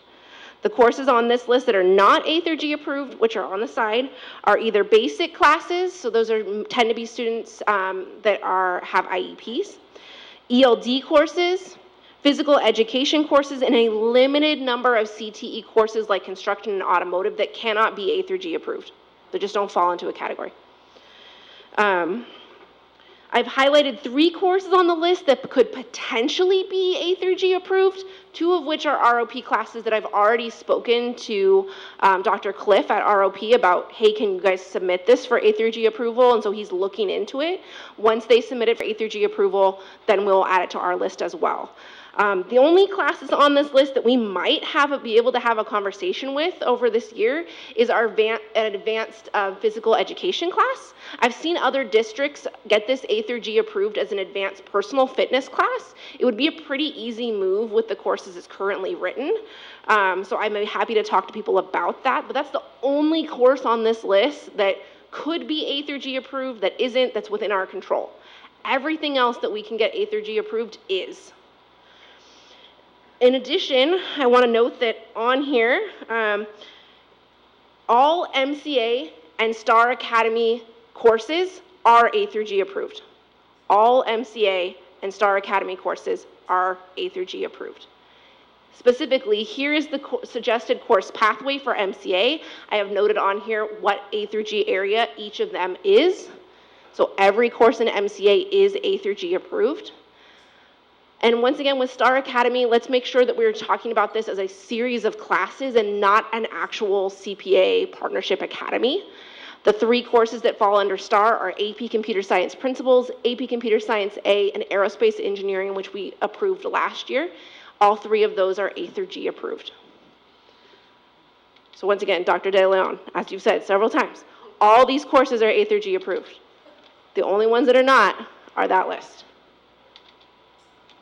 Yes, and I do also, thank you, Heather, and I do also want to add that for STAR, we're actually considering renaming it so that people don't get confused and think it's a CPA, because people do think it's a California Partnership Academy and it's like a true academy when it's not. But the most exciting piece is that our ROP is going to help us pick up, they're going to provide the fundamental courses leading into AP Computer Science for us and pick up a whole bunch of expenses from what is now called Star Academy, but I think we're going to kind of reinvent the name of that. But in any case, that's a really great boon for that piece. And they're going to pay for us to get Java certification for our students and potentially Cisco for our students. So really good news on that, on that front. Yeah, because that was definitely a part of the conversation about Star Academy in the past, was how do we make this relevant outside of our school district, and so those industry certifications can definitely do that. So if we want to talk about next steps, I don't have a cute slide for my next steps, but I'll let you know the things that are happening right now with our counselors. So number one, we're having counselor professional development on all the indicators. Last week, we had our monthly counselor meeting. I meet with them every single month. We did our first big overview of all the indicators. And October 2nd, when we have our PD day, I will have an entire day to work with them on diving into each of these data measures and start thinking about initiatives that they're already doing, how do we expand it, initiatives that they haven't tried yet but want to, what can we do, how can we get more groups. And I'm looking at this whole thing as through the lens of equity. Big of this has to do with equity. So those are counselor PDs, those are already up and running, but will continue throughout this year. I'm also going to partner with Dr. De Leon. We're going to do a site PD at Newark Memorial to make sure that all of our staff, all of our teachers understand these things, understand the importance of students taking the AP exams and passing the AP exams and getting C's or higher on their classes and what that means. You know, D is not enough. How are we pushing? So we're having those conversations already starting to come into play. We're encouraging signups for the AP exams. As I said before, our counselors are having those conversations with students. They're getting them to fill out their ed benefit forms. They're like, hey, the deadline's coming. Let's help you get your letter so you can bring it to the accounting office. So you can get this fee waiver. So those things are happening for our students already. We're also going to be starting our strategic planning committee soon, where we're going to be looking at these initiatives with a variety of stakeholders to really talk about how we can push these levers. And counselors are already in the middle of having one-on-one conversations with our students about grades. Quarter one progress report grades are already out. And so they're already, talked with them on Monday. Those one-on-ones are already started happening. So I want to give them a big shout out to the Newark Memorial Counseling team. They are one counselor down right now, and they are picking it up and making sure that every single student still gets the same level of love and care as they have been. That's no small feat, especially when we're trying to have these one-on-one conversations with students, with families, figuring out the why for these pieces. And I know that the APs at Newark Memorial are also starting to have these conversations as well. So this work is happening. Next time when we get to meet together, which I'm very excited about in October, we'll be talking about CTE, we'll be talking about SBAC, and we'll be talking about State Seal of Biliteracy. So those are the next 3 areas that we'll talk about at our next meeting. I will open it at this time for questions or comments. Thank you. Thank you, Ms. Decker. Always a pleasure when you're presenting to us and the data and all the information that you give us. I really appreciate the work that you do and really pushing to make sure that our students are meeting A through G requirements, and that's huge. And as I was looking across to Dr. De Leon earlier, when you mentioned about IB classes, Our eyes locked. I'm a huge, I would love for us to be able to get IB courses here at Newark Memorial. I don't know if other schools around here in our Tri-City area is providing it, so if we can get on that too, that would be awesome, Superintendent De Leon. Yeah, I think the only concern with bringing some of those on is that we're starting to stretch, right? Oh, of then course. you're gonna people are being pulled, do I take IB, do I take honors, do I take AP, do I take CTE, do I do this? Being mindful, of course, but Yeah, I being mean, in the process of us being able to, build on all of these things, I would really love it if we would consider it, Yeah. Explore it for sure. I think our student board member has some Yes, thoughts. I would love to have IB courses offered at our school because I was researching for some of them, and I know a lot of them are on the other side of the country, when they offer it, and there's not a lot here. So Is there particular IB courses that you'd be excited about? Huh? Is there particular IB courses you'd be excited about? Not at the moment, but yeah. Yeah, my only experience with IB was when I was in high school, so that was a little while ago. I was at Irvington and Fremont, and they were doing the IB exam for theater, and I thought that was really interesting because there is no theater AP as far as I remember. So really thinking about what are the courses that maybe AP doesn't offer, but IB might be able to offer an exam for, and thinking about we can add those pieces in there because that'd be really cool if we could get IB exams for our theater kids because go performing arts. But that's just my own plug. But thank you for bringing that up. I definitely want to learn more about IB. We can attract people. Ms. Decker, thank you so much for I still have a question. No, it's okay. So we can give you a head. Anyway, thank you. This is great information that you've pulled out. I love to see that we've looked at trying to get all of our courses A through G. Yeah. I'd like to see the section slide where they show that our students are taking lots of courses Yes. in the various A through G areas. Mm-hmm. So that's really encouraging. Yeah. The question I have is, of course, the end result in terms of A through G is to increase the number of our graduates who are A through G. And I think, if my memory is correct, in 2022, 43% of our graduates were A through G, 43. What was it in 2023? I don't know that we have that data yet in front of me. I definitely don't have it in front of me, and I'm not sure if we've pulled that. It will come out in the dashboard data, obviously, but we won't see that until December or January. I can work on trying to get that for you for the next board meeting, but it isn't something I have in front of me right now. So what's your sense about, with the work we've done so far over the last 2 years, now a year and a half, did we really see more students passing courses at C or better and taking all the courses they need to qualify? I don't have that data in front of me, so I don't want to theorize and throw out information that I don't have. I have been working on this since last year, which would have just been a senior class, so it's only 1 year of data to influence. So that's really hard to say. I think if I was going to focus on this, I would really, like I said before, that C passing rate, that conversation will make a huge difference if we can get everybody on the same page of why that's important, how to do that, the levels of responsibility, the student responsibility, teacher responsibility, school responsibility. How are we working to support those things? I think that will make a huge difference. Have we tracked that? Have we tracked that over the last year? The DF data? The C passing data, has that improved? I'm not sure about improvement on the top of my head. I'm not saying that it hasn't. I just don't know it off the top of my head. I can provide that data at the next one. I did pull it for previous. We changed the topic. So I do have some of that data for you and can provide more at the next meeting. Thank you. Member Hill? So thank you, Ms. Decker, for a great presentation in a topic that ties directly to what we say is our most important goal, which is academic achievement. Yeah. So I have two requests. I guess it's kind of directed to the district as a whole, and then one quick question, one short question. So the requests are, so you talked about how the college and career readiness from a state perspective hasn't been measured since 2019. So who knows when it's going to start again? This year, it will be available in December. Is it for sure? Yes. Okay. But as a fallback, I think we ought to think about, is there a way that we can create our own proxy tracking of this? Because I don't think it would be too hard. Yeah. And obviously it's something that's important and we care about. So that's request number one. Request number two is, I think the data is very interesting.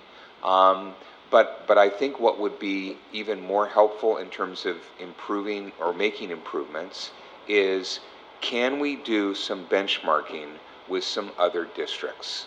And so, I know that Dr. De Leon has said that, that high school people are competitive, and I would agree with that. And I think that given our performance in sports, that we have a competitive spirit, and how do we tap into that, right? And so how do we, because I think the minute that we see, oh, well, like that school's doing slightly better, well, we can outdo them, right? And then we can get somebody like our student member to help coordinate that, and so really, get some excitement. So I think, is there a way going forward that we can have some benchmarking that really, really encourages people to say, okay, we're going to try to be the best.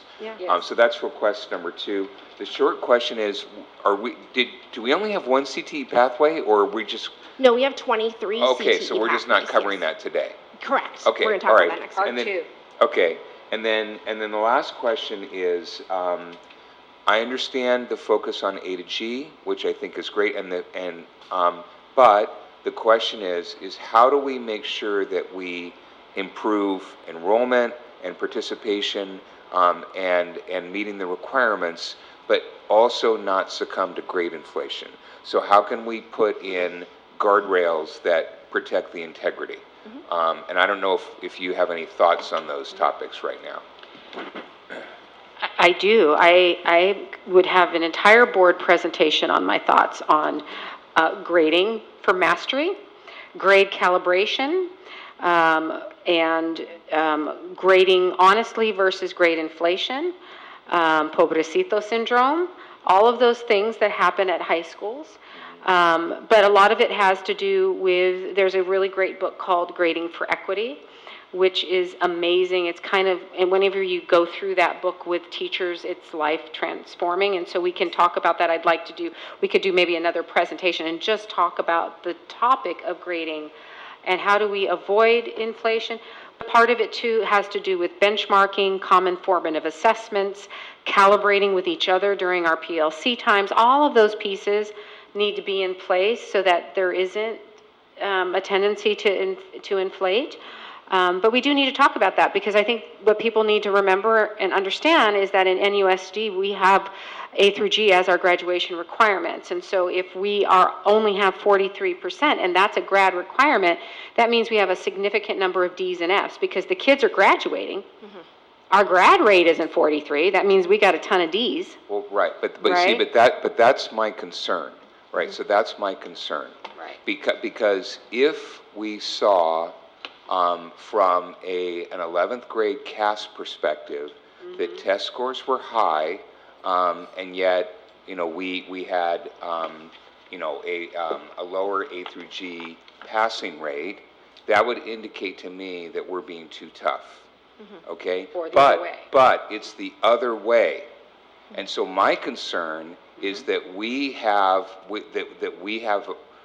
been pushing students through.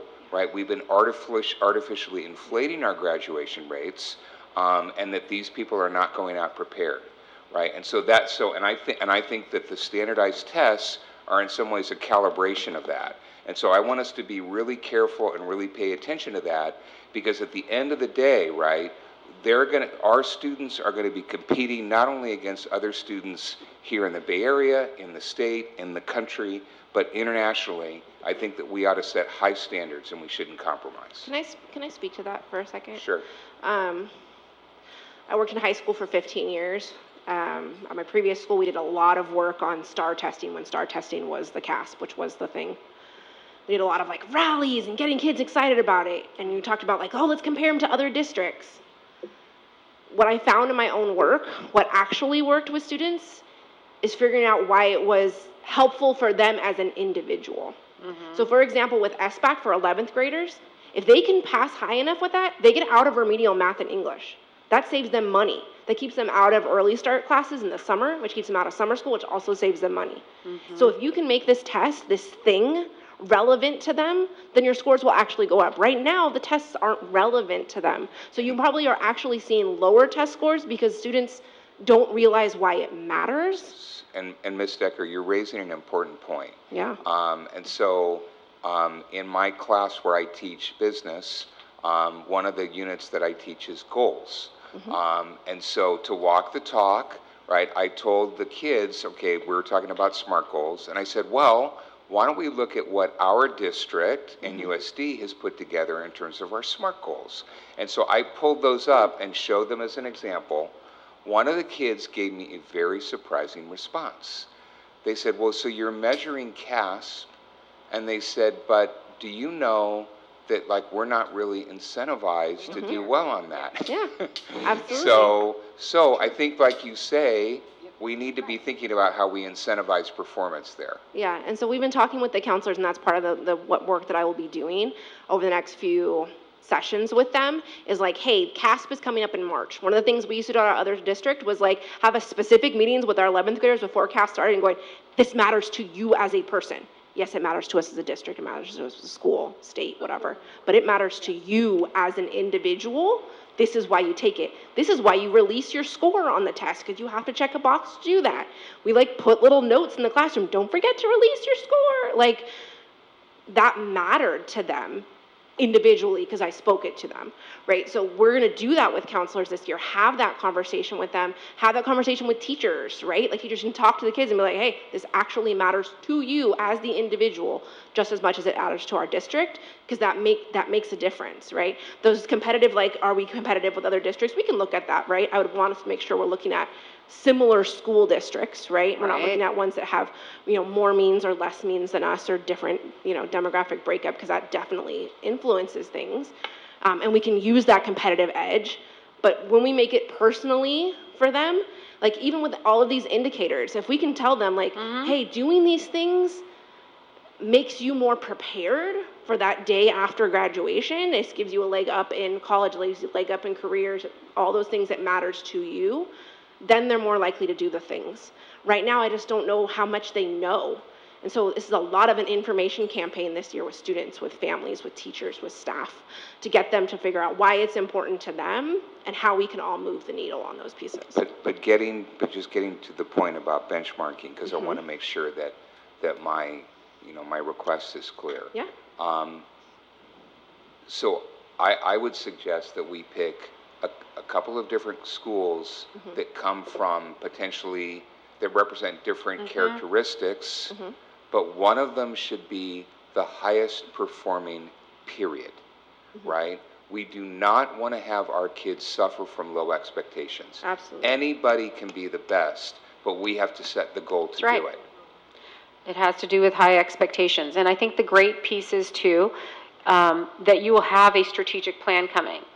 And Dr. Pierce Davis and Ms. Decker and I spoke about how when we do the strategic plan, we really have to drill down to sort of 3-4 real priority action steps we're going to take that are going to help us do exactly that.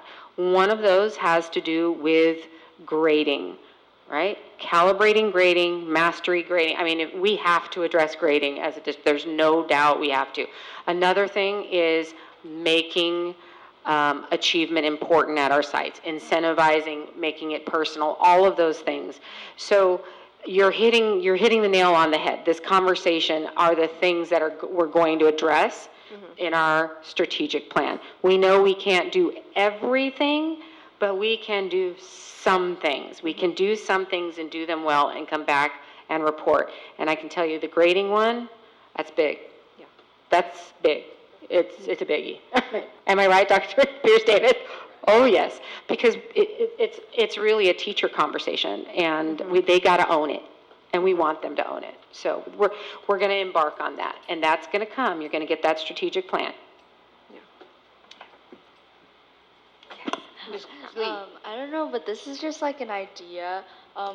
Like you said, the CASP is coming up, and you want to talk to the 11th graders. I know last year, like 12th graders, high-performing 12th graders, they were given like a presentation in the library about what's coming up for them and like what opportunities they have for being like in the top something percent. I think that would be great to have that conversation with all the 11th graders in an assembly. And I think hearing that, I know me and my peers would love to know what's offered, because so far, at least from my knowledge, what we know of CASP is they just want to know where our level is at, so that they can compare us to the whole country. That's just our only thing. So our thing would be why try? Yeah. Absolutely. Exactly. She's good. Hold on a second, right?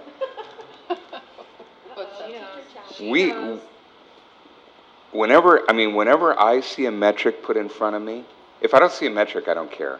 If I see a metric and somebody else tells me that they're better than me, that's a challenge.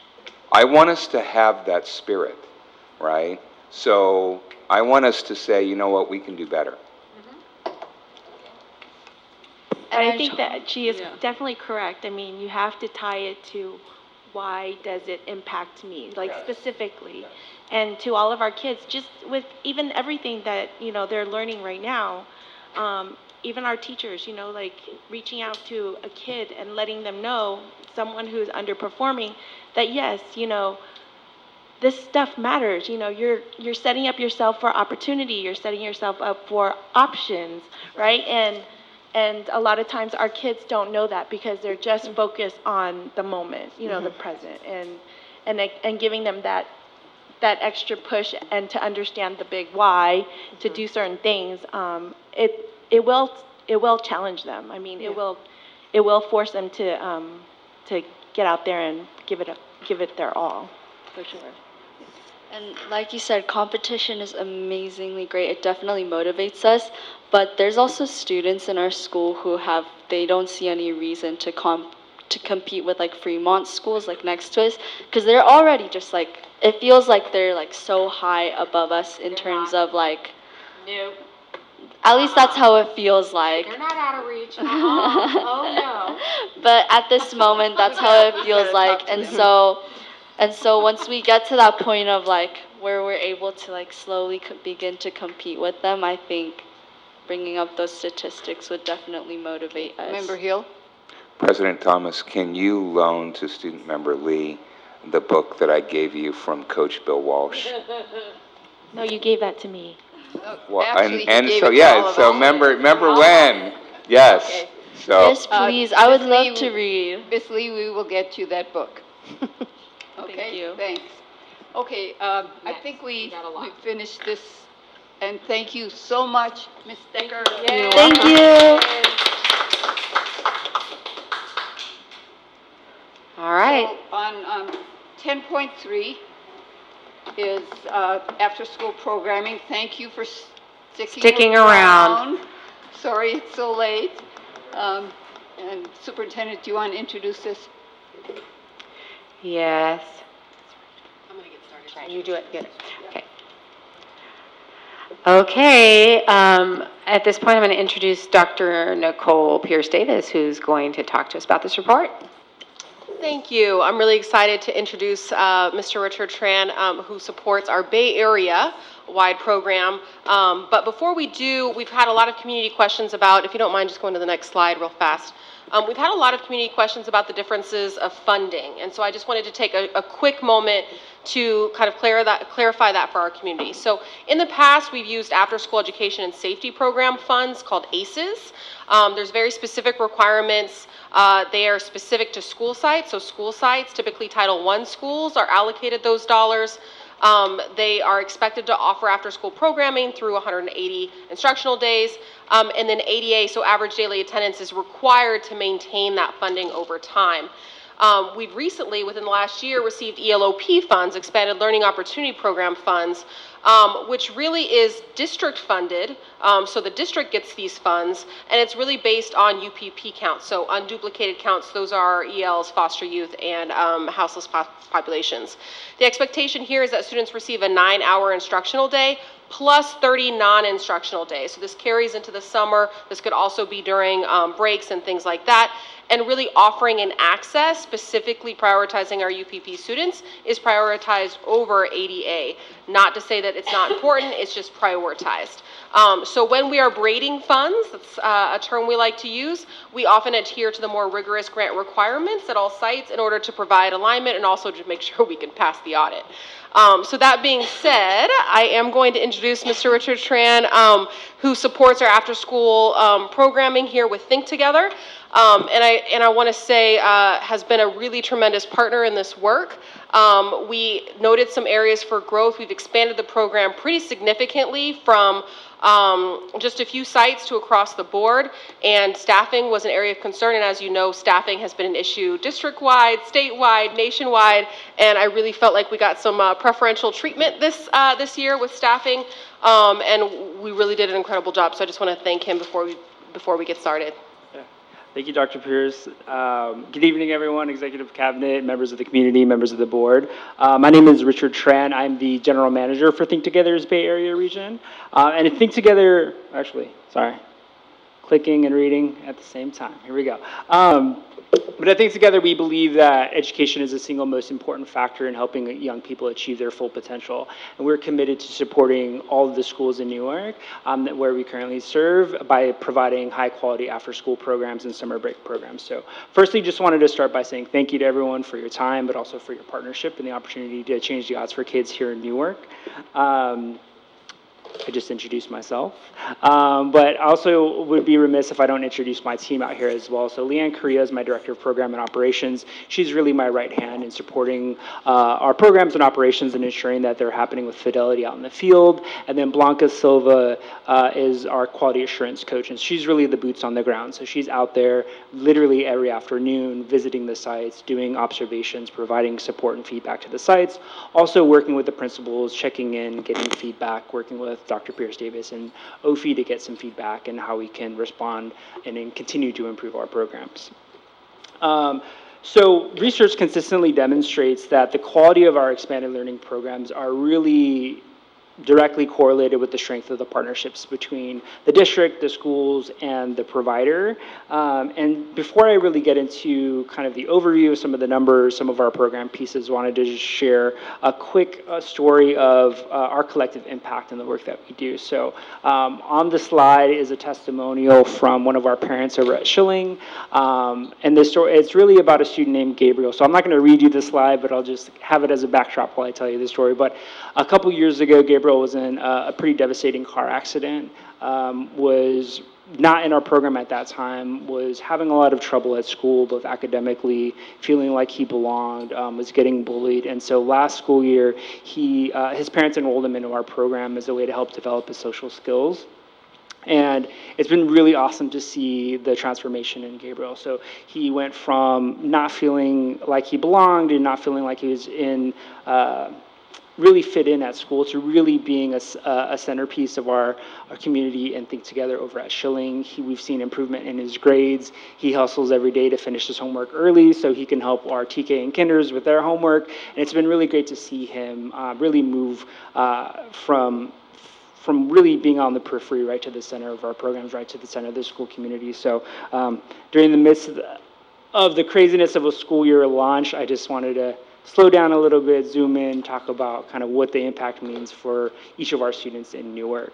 To zoom right back out, this is the growth that we've seen, the growth that we've done really together in Newark in partnership with the district, but with the ACES funding and the ELOP funding. So if you look back to 21-22 school year, we really operated primarily the ACES grant, right? And so we were serving about 200 students per day across the board. We had an ELOP site, Lincoln, but that was really in March, and it was kind of a small pilot to start. If you look at where we are this year, we're serving about 750 students per day, and we're at 7 schools across the district. So with the ELOP funds, we were able to provide programming at BGP, BGI, Kennedy, and Lincoln.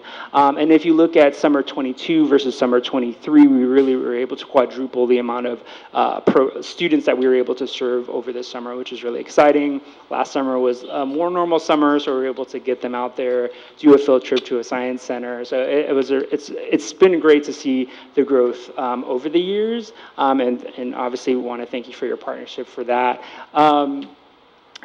Knowing that ELOP has arrived, we'd done some planning kind of initially to make sure that we had more seats and more staff to begin the school year, because we knew there was going to be an increased level of interest, and then we also had an increased capacity to serve the students. So across the board, if you take a look at our enrollment year over year, it has increased across the board by about 20 or 30, but the interest that we anticipated is actually even greater than we had initially thought. So we are, I'm working with Dr. Pierce Davis to add even more staff slots to our current program, so that none of our students, there's no wait list across the board, so they'll be zeroed out. So this is our current enrollment.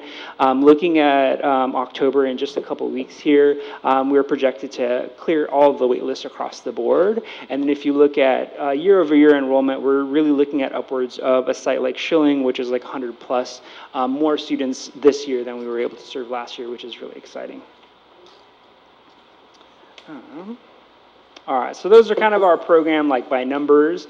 Our actual program itself, I wanted to talk about a little bit. So I Think Together specializes in designing programs that align with the California after-school and summer learning principles. So that's learning that is active, that's meaningful, that's collaborative, that develops mastery and also expands horizons. So when we're designing our program, our activities and our experience for our students, this is really the primary piece that we're thinking about. And then we also know that our impact on students is really augmented and amplified by our partnership with the district and with the schools, right? So for us, it's really important not only to have a strong program design, but make sure that we are strongly aligned with the district, have shared data and strategies for implementation across PBIS, the focus areas for academics, and also effective and consistent communication. As we're serving more students than ever, it's super important for us. We're hyper-focused on ensuring that the conditions for a high-quality and successful after-school program are in place and are being cultivated. We know that that starts really with the staffing, right, and making sure that we have caring and well-trained staff across the board. As Dr. Pierce-Davis mentioned, if we look back to 21-22, staffing was a big challenge for us in the after-school realm. It was kind of was across the board, but for us particularly at Think Together, we have made organization-wide investments in staffing solutions to ensure that we're never in that position again. So actually starting this school year, we were 100% staffed at every level. So our quality assurance coach, our site coordinators, our program leaders, that includes the additional slots in the year-over-year growth. And then we're also well positioned to really add immediately staff members across the board so we can unload those wait lists across the board.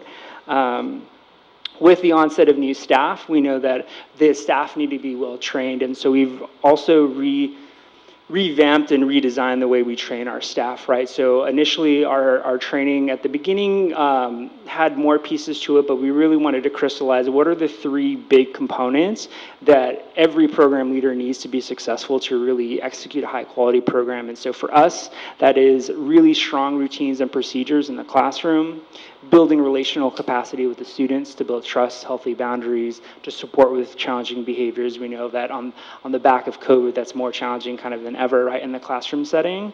And then the last piece is lesson facilitation, right? We could have really strong curriculum, but if our staff don't know how to engage the students in that curriculum, then it's kind of all for naught. So we've also taken a look at our program design and refreshed critical components around that and have a lot of units of study that really are designed to be not only more engaging, but also more grade level appropriate. So we've really kind of chunked it out into 3 different levels for Newark. So we're looking at early elementary, so that's TK through 2.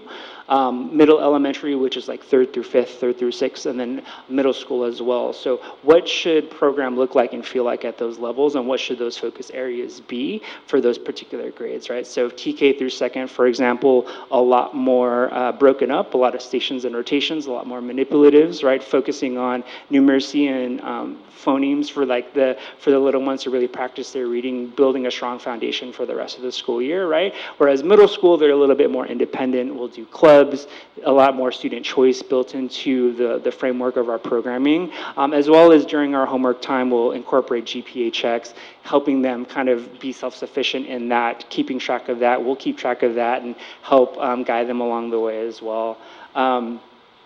A day in the life at Think Together looks roughly like this. So this is just an example of our program schedule. Our program has 3 core components that kind of happen every day. And so that's homework support or academic achievement portion. During the academic achievement portion, obviously we're supporting our students with homework, trying to get that done. We also have different stations for when students finish their homework. So if students finish their homework, don't have homework for that particular day, we also have stations that really focus on supporting math and ELA, right? So again, for TK through 2, if we're looking at early elementary, we want to make sure that really makes sense. So some of the stations for math might be calendar math, right? Just teaching them with things that they kind of interact with every day, like what pieces they can learn, and also just like practicing reading and doing reading circles and things like that. So that's our academic achievement. Physical activity, of course, we want to be promoting healthy choices and healthy behaviors, and then our academic enrichment. So additional STEM, VAPA, different educational opportunities for them in our program. So a lot to be excited for sure for this year, and we remain committed to continuous quality improvement. So as we're continuing to expand our programming and our reach in Newark, we know that that's a really big responsibility for us, right? We need to do it well, and so we don't want to be succeeding by accident or having high quality programs by accident. So I want to share with you kind of what that looks like for us and what our process is to continue to improve our programs and to deliver on the type of programming that we know our students deserve. So I'll try to go through this as quickly as possible. So there's going to be three kind of main pillars that we go through in terms of data collection, evaluation, and then planning as a result.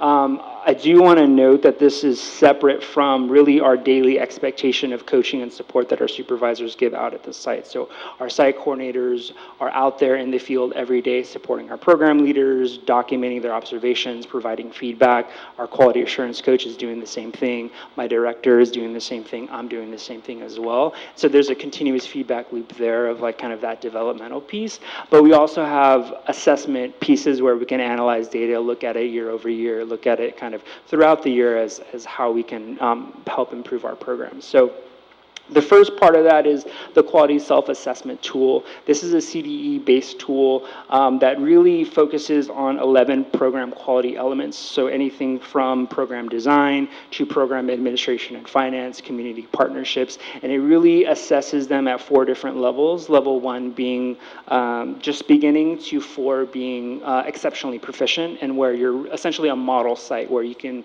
bring in other expanded learning providers to come learn kind of best practices at your site. So for this plan, we start this every fall. And we'll begin the assessment. We'll invite the principals to be a part of the assessment process. 11 elements is kind of a lot, so we'll send it to them and say, hey, if you want to chime in on any of these, let us know. We'll take a look, we'll review. We'll complete the assessment. We'll analyze and say, hey, based on the 11 areas that we analyze, there's like 3 really key areas where there's big opportunities for us. We might select the 2 biggest priorities to focus on for the year, so our focus isn't too scattered.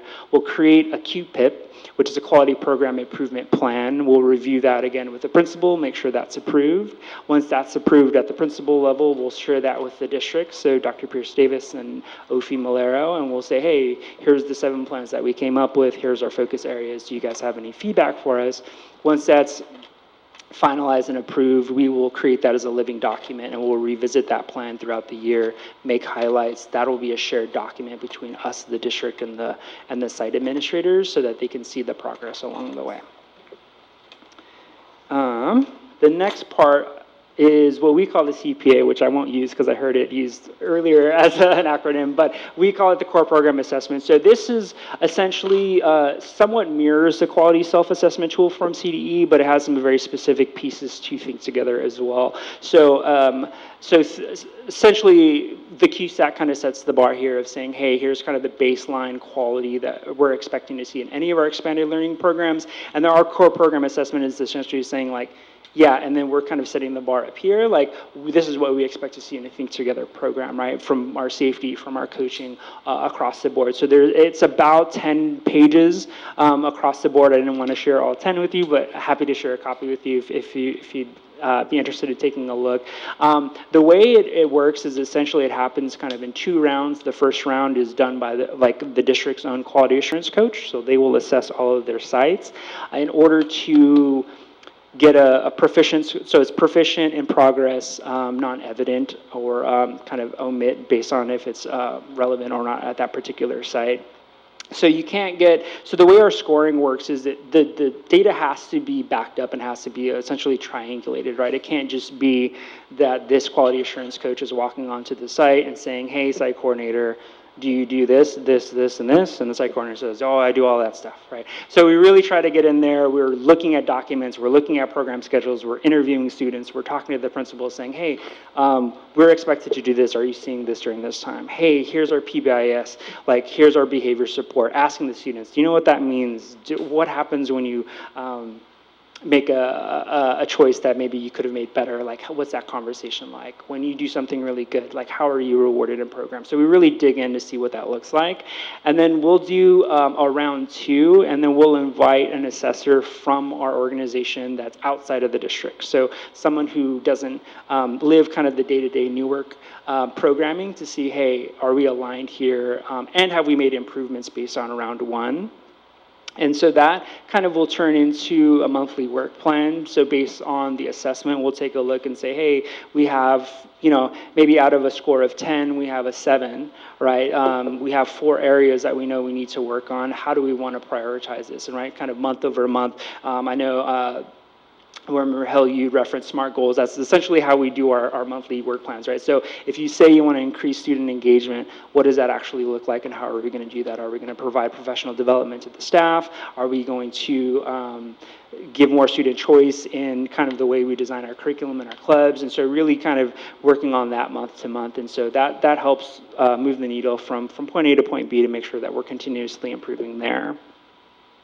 Our last piece is really our partner feedback survey, and so this will go out once, maybe twice a year, depending on the initial feedback, but we'll always do a round one to everyone. This will go to all of the principals and to our district partner, and really just saying, hey, how are we doing formally? Obviously, there's informal check-ins. We meet regularly, but it's just an opportunity to kind of put on paper what the feedback is. Are you satisfied in these areas? Is there any kind of general feedback you have for us? And then are you happy with the program and the level of responsiveness from our team to the extent that you may recommend us to another district or another principal, right? And so these are actually our results from round one for last year. So a lot of green, right? But my eye as the general manager, I'm seeing the red. So I'm saying, hey, we have 3 principals out there who are saying they're not sure if they would recommend us, right? And then there's also some areas of dissatisfaction. So what we do with that is review it, thank the principals and say, hey, thank you so much. We appreciate your feedback. Here's the areas that you outlined for us. And here's, over the course of the next 13 weeks, how we're going to address these 3 pieces. So if it's staff professionalism, student engagement, consistency of staffing, we'll work on that week over week. And this is a literal example from Kennedy from last year, because they had the most red. It was like a newer, larger site, so it had some challenges to begin with. So really being intentional about that. That's, again, a living document that we share.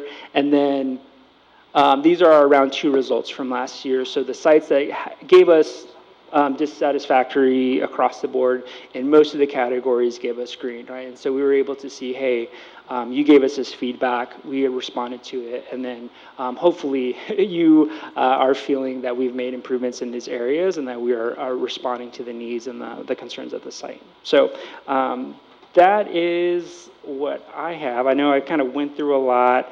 I know Dr. Pierce has a couple of slides, but I don't know if there's any questions. Well, I'm going to let you close, so if you could just go to the next slide real fast for me.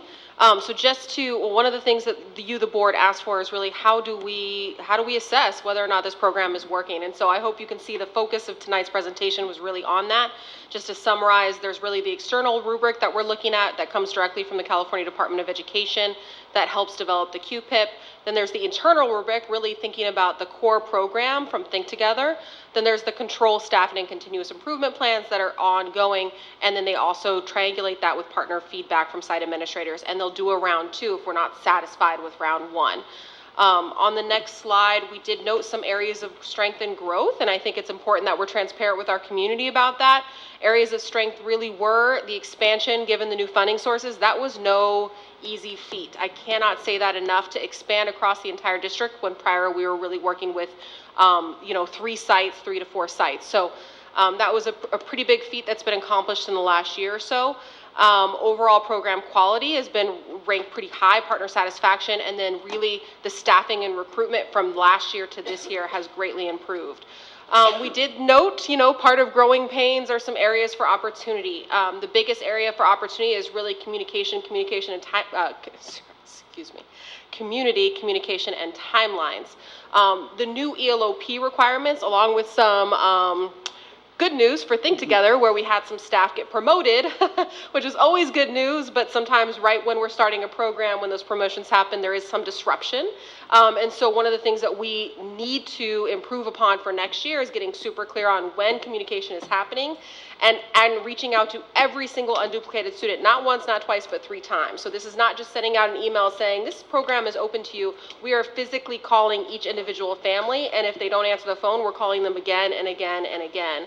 And so that takes some months, as you can imagine. And so we want to get super clear on what that timeline is and then publicize it widely so people know kind of what we're working on. That's one area for improvement. And then the other one is really, if you looked at sort of where we allocated staff, that was really started on an equity basis. And now we're in a place, because we have rollover funds, that we can create a situation where we have 0 waitlist kids. Anyone who's sort of asked for a space can get a space.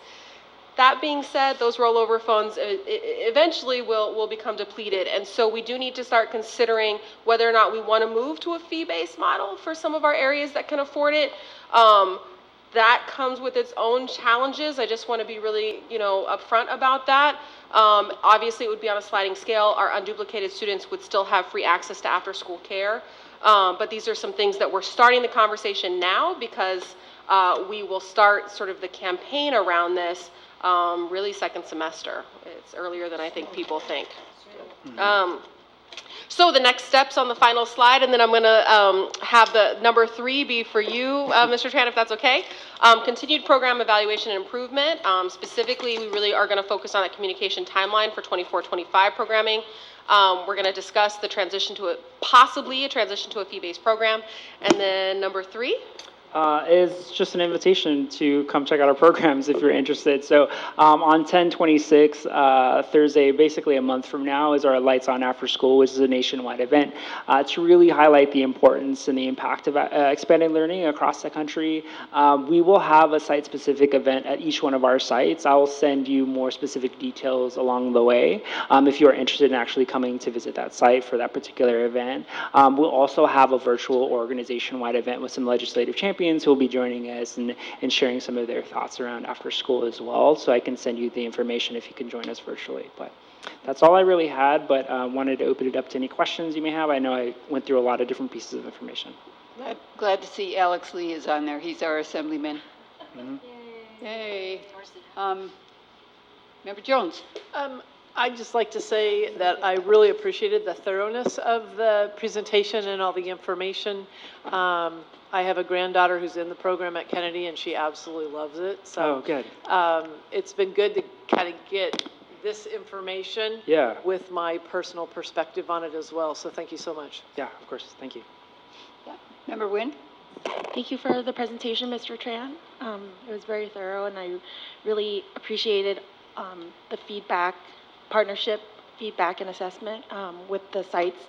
And the only other thing I would ask, or I was wondering if I could ask, do you do surveys with parents also? You know what? We do parent and student surveys as well. Great. Like, as I was reviewing the deck, like for the millionth time this morning, I was like, I probably should have included that. But we do have a parent and student stakeholder survey that we do roll out across the board. Great. Yeah. I think that's really great. Thank you so much. Yeah, of course. Member Hill. Yeah, thank you for the presentation. And just to clarify, again, I apologize for not being completely knowledgeable in this area, but the services that you're providing there, they're after-school programs.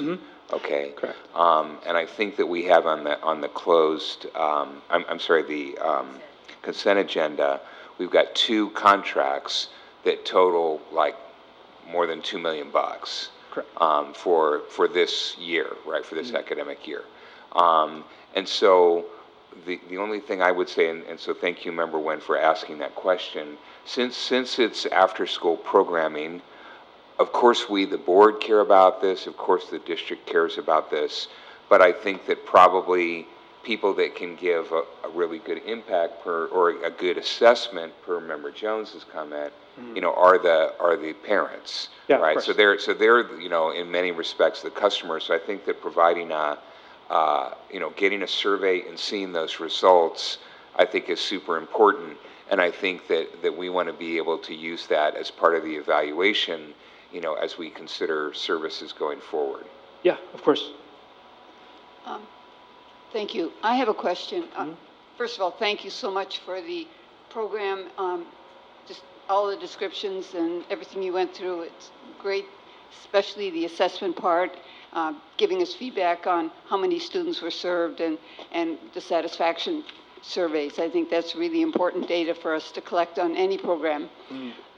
Given given this is funded by ELOP, Mhm. at least the ELOP part of it, Right. I was on the CDE website and I was reading some of the requirements, and the requirements are a 9-hour day. Can you speak to that? Yeah, so they reference a 9-hour day. So what that means during the instructional day is really that we are kind of partnering with the schools and providing that after-school care, right? So the 6 hours essentially by the instruction satisfy that 9 hours. Outside of that, so part of our non-instructional day contracts, so really our summer programs, we also still run a 9-hour program, but that's usually us from 8 o'clock to 5 o'clock. And so in terms of staffing, that's a good amount of staff and a good amount of hours, and then as well as curriculum, supplies, and all of that as well. So you'll see a non-instructional day contract, but that's for the full 9 hours, and that'll be really supported by my team. So does that mean that students, to get ADA or to get funding, our students have to be there for 9 hours So during the school year? During the school year, not necessarily. It's a bit nuanced. So if you're looking at the ACES legislation, historically has a lot of really stringent requirements around attendance.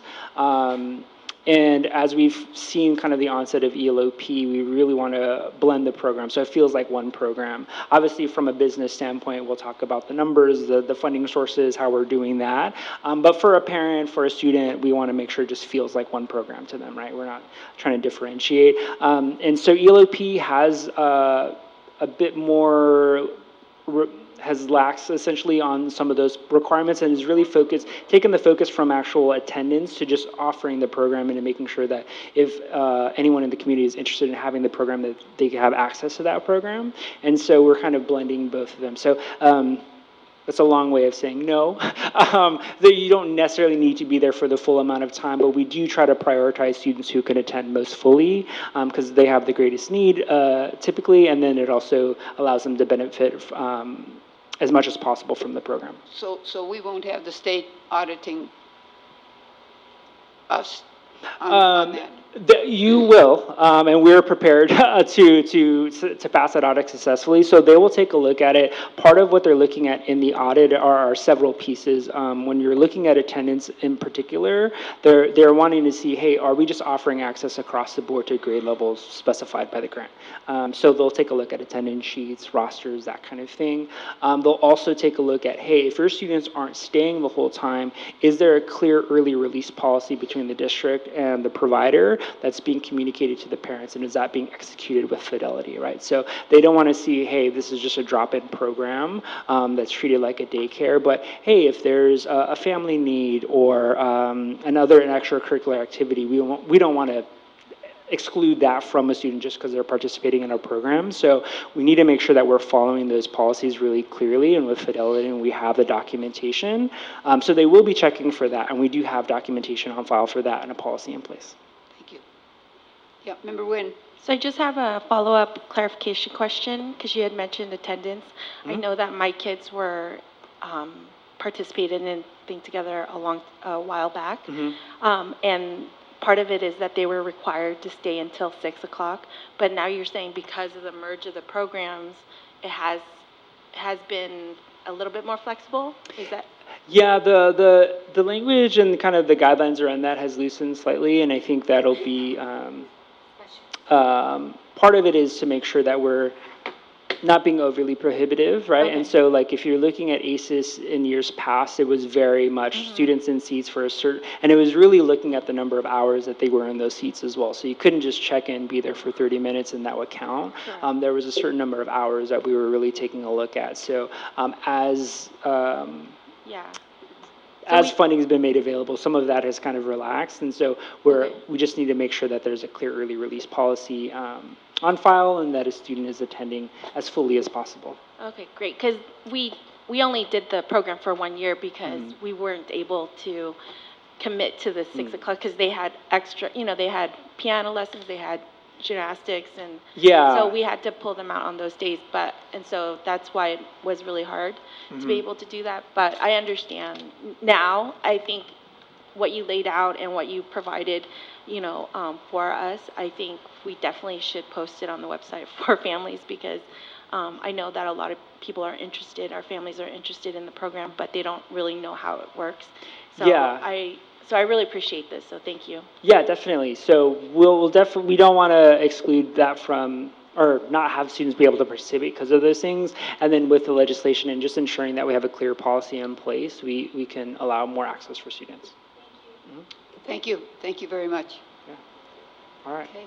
Thanks, everyone. We're moving on to,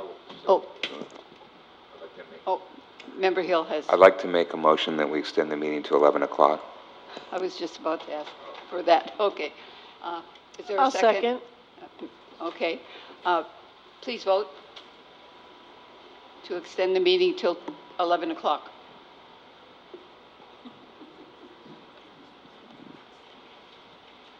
Did we catch you off guard, Ms. Sachs? Please vote.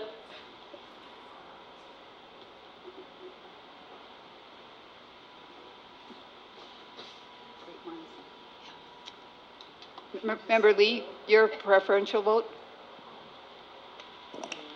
Yes. But if you have homework, certainly you can leave anytime. Dress code is coming up. For the dress code. Oh. Okay. Okay, great. Thank you for hanging in there. No, it didn't get pulled. I told her, no, it's not pulled. We didn't pull it. We're gonna pull it up.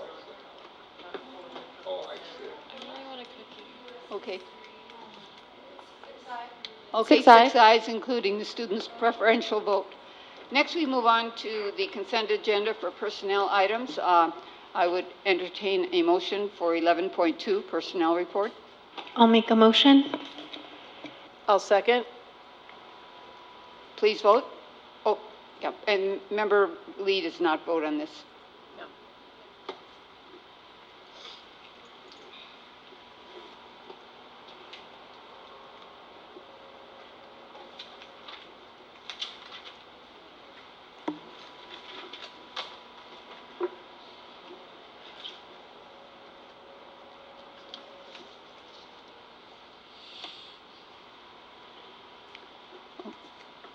Member Nguyen? The member, Member Nguyen stepped away, so let's have a roll call vote for the rest of us. Or raise your hand. For what? For, because, did she vote? No. So let's have, We all did though. yeah, but she can't tally it, right? Just, I mean, I can put her not present. Okay, okay. Yeah.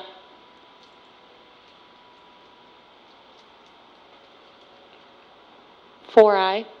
4 ayes with Member Nguyen, With one. who has stepped away. Okay, motion passes. Next, we have 2 items to be pulled on the consent agenda. One is 12.9 of the CWA MOU, and one is 12.17. That was pulled by Member Jones and by another community member. So if there are any other, A community member pulled an item? well, we pull the item if a community member wants to speak to it. Oh, okay, I'm sorry. Oh, I didn't think, oh, yeah, that's right. We do a big bulletin. Yeah. So I would ask for a motion for 12.2 through 12.8 and 12.10 through 12.20. No, 12.16 and 12.18 to 12.20. Do you want me to make the motion? 12.16, I'd like to make a motion to vote on 12.2 through 12.8, 12.10 to 12.16, and 12.18 to 12.20. please second. vote. Ms. Lee, what's your preferential vote? Oh, yes. Okay. Yay. Yes. I like it when you say yay. Yay. Yay. Okay.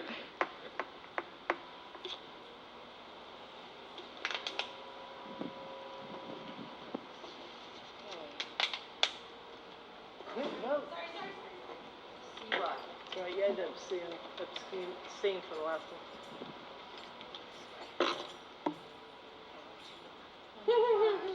Six aye. There, There are 6. 5 ayes. Thank you. Next, 12.9, CWA, the MOU. Ms. Parks. Good evening. Let me start off by saying that I'm very happy about the transparency about the program and that this MOU is before you this evening for your approval.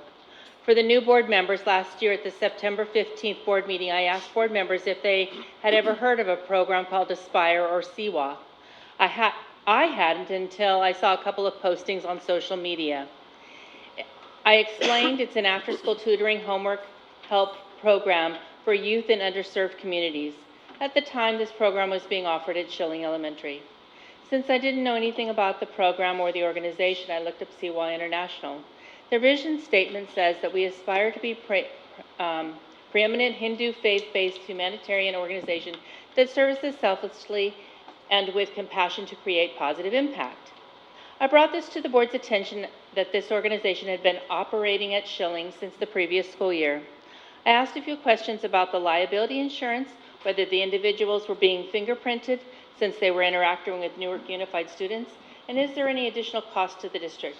Additionally, how does this program and Think Together coexist? I asked board members to follow up with the administration and request a public report about the program, receiving answers to the questions. Since none of the board members asked for the information about the program, I did a public records request to get the agreement, liability insurance, and confirm the volunteer clearance process was being followed. I received the signed MOU, liability insurance, and an excerpt from the volunteer board policy. The MOU before you this evening is similar to the MOU I received last year, which is still in effect until 12/31 of 23. The previous MOU clearly showed CWA was providing this service free of charge. This one does not. Just as it's not mentioned at all. Does the district have the staffing resources to comply with the MOU list of district and school obligations, which include appoint district staff as necessary to act as primary point of contact between CWA and the district for the development of a strategic plan for servicing district students? That the district staff will support CWA in securing basic program needs such as instructional space, access to student information, etc., as appropriate. Provide professional development to assist CWA in aligning goals to the district Common Core curriculum as needed.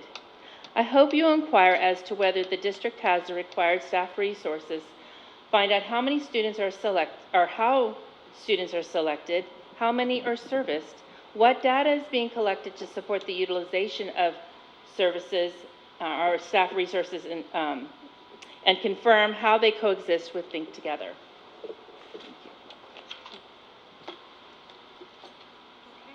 So do we have any board member comments or input? Member Hill? Yeah, so it would be helpful for me to understand, both what are we trying to accomplish with this relationship, and then also who's really the point person that's coordinating this on the district side. Dr. Pierce Davis. So CWA is a partnership that was longstanding with Dr. Wendy when she was still the principal at Schilling Elementary. She partnered with community members to get that partnership really started at Schilling, and it worked really well. I do want to point out that although it is, and it was pointed out that it was that it is based in the Hindu religion, that they clearly state on their website that CWA serves humanity irrespective of race, color, religion, gender, or nationality. So I just want to make that really clear. All of our partners, with separation of church and state, we make sure that anybody is able to participate in these programs.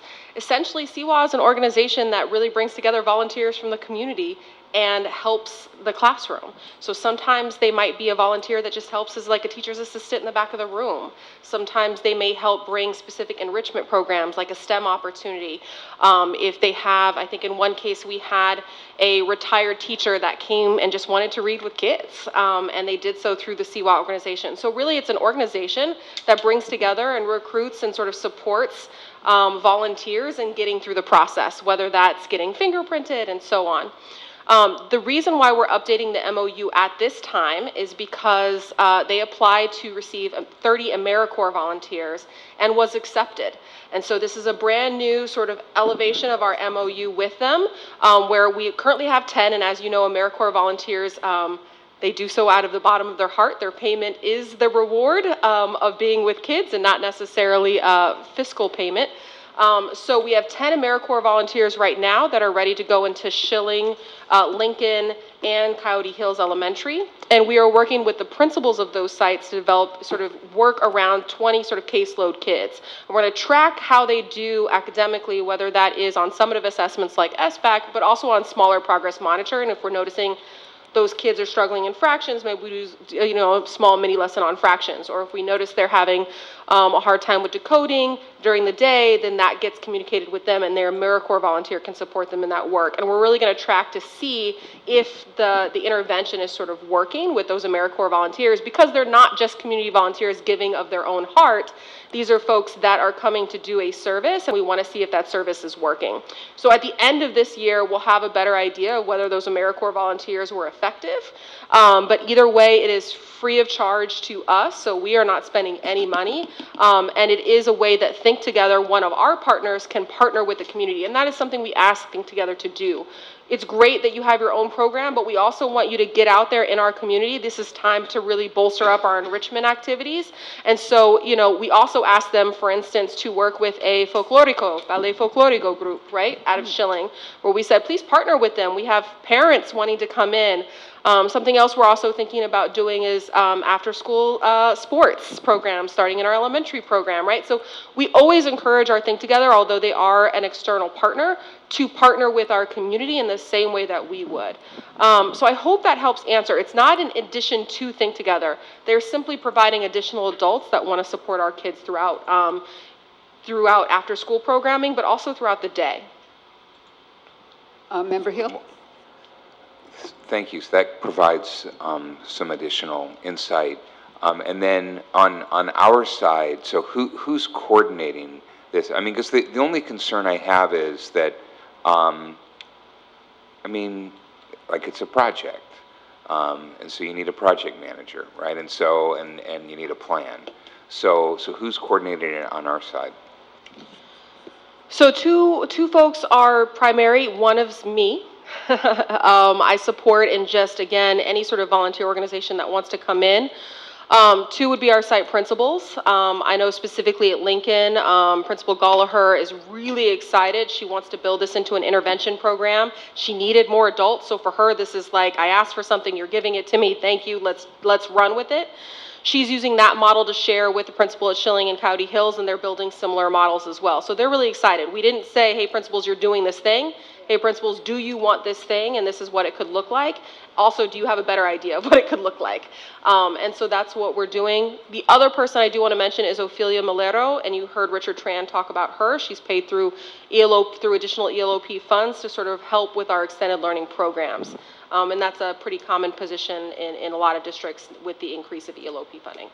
So I think it's good that you're pushing it down to the principal level, and that it's an opt-in versus an opt-out model, right? So if the principals see value in it, then they can get behind it, and so I think that's great. But the only request that I would have is just, can we ask them that as a part of them opting in, that they need to, provide some site level plan and some kind of deliverable or what they're going to get out of it, right? And they will. That's a part of the AmeriCorps. So in order for them to even be granted AmeriCorps volunteers, they have to submit a plan, and then they have to track that plan, and then they have to report back to AmeriCorps as an organization. So in those cases, we will. In sort of the drop-in support model, not as much, because they might be in the back, cutting out activities for a teacher. And the benefit there is the teacher gets support, not necessarily we're going to see, a huge impact on student learning. But for the AmeriCorps volunteer part, we will absolutely be tracking that. Member Okay, thank you. So I have a question about surrounding, so these volunteers, their background, they've been educators, or they are educators in the past, and then also how how would this be different from also trying to source, parents who want to help? I mean, is it just because then AmeriCorps would be managing the volunteers and, for teachers to manage, I guess, parents per se? I mean, I'm just trying to get clarity under the logistics of what that looks like, just so that there's more transparency around the program and how the staff, the makeup of the staff or, the volunteers, what it looks like. And also, for the parents who have, raised their hand and said they want to volunteer in their kids' classrooms and they've been told, no, thank you. How is that different too? And how's that managed? Yeah, so I don't know about the no thank you piece, so maybe we should check in after this meeting, because I don't think we should share names over the board meeting. But let's check in afterwards. I'm sure Mr. Burrell can tell you just managing volunteers can give you a significant amount of time, can take a significant amount of time. And so having an organization that can help recruit, and these some are retired teachers, some are just, hey, I worked as an engineer my whole life, I want to come do some fun STEM activities with kids, or I like reading. I can read and sit down with kids, or I just know the importance of education and what it did for me. I want to give back to my community. So they do that heavy lifting for us in a way that, quite frankly, we wouldn't be able to do on our own, or we could, but then again, we're sort of balancing what Member Hill already said, how much time now is being taken away from our staff coordinating these volunteers versus allowing an external partner to do so. So they come from all different walks of life, to answer that question.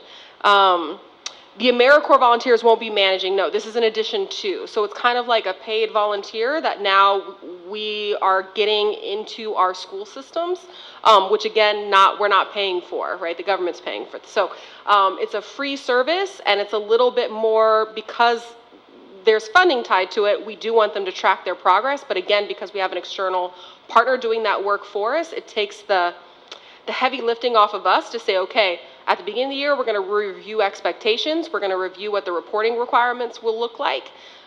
Go, and then we'll come back and check in instead of us managing every single step of the way. Okay. I would feel a lot more comfortable supporting this, knowing that, number one, the AmeriCorps volunteers have been accepted, or CWA has retained them. We have 10 now. They can, according to their contract, they can have up to 31. We have 10 right now, so that'll be about 3 per school site. Okay, and given that, when are they going to start? They couldn't start until we get this MOU approved, and we're starting a new process. We're bringing all MOUs and contracts before the board. And although this has no funding, we wanted to make sure you all were aware of it. So as soon as we sign, we're ready to go. Where our hope is to get started in October. Well, the Think Together presentation tonight was very informative. Is it possible, as part of approving this program, to ask that CWA and the AmeriCorps volunteers give us a presentation of their progress, say in February? We can put it on an agenda. Absolutely. Okay, so I would certainly make a motion to that effect, with the provision that we have a presentation on the progress in early next year. I have one more question. Sure. So my question is surrounding the volunteers, and would they be supporting throughout the day, the school day, or is this going to be more of support for after school? That depends on each AmeriCorps member and the site principal. And so, again, because we are not prescribing, you must do it in this way, it must look like this, we want to give principals the autonomy to say what will work for you and then pair the AmeriCorps that works best for them. So it really is unique and flexible in that way. The real goal, but this isn't always achievable, is to have that through the day to after school connection, to sort of have an AmeriCorps member who normally is 4 hours a day do kind of 2 hours or 1 hour during the regular school day and then carry into after school. So they've seen the lesson, they've seen how the student is doing during the school day, and then they can support with after school homework help, filling in gaps that they've noticed throughout the day, kind of providing that more targeted support. but that doesn't have to be the way it looks like. And I appreciate the time to kind of wait till February to do this because we're developing, this is a brand new program. We're bringing, I had AmeriCorps volunteers in my previous district at my previous school, and so we have to find the way that works for us. And so I appreciate the time to work with principals and give principals the time to kind of test out some things and see what works and what does not work. Great, and if you could give them the Think Together presentation as a template. Well, they have their own AmeriCorps, just like they have the CDE requirements. No, I'm just kind of saying, it's good information. Perfect. Thank you. I second the motion. So I made the motion, and Member Nguyen seconds the motion that we approve this with the idea that we'll have a presentation of the progress in next year. Okay, please vote. Student Member Lee. Yeah. I like that.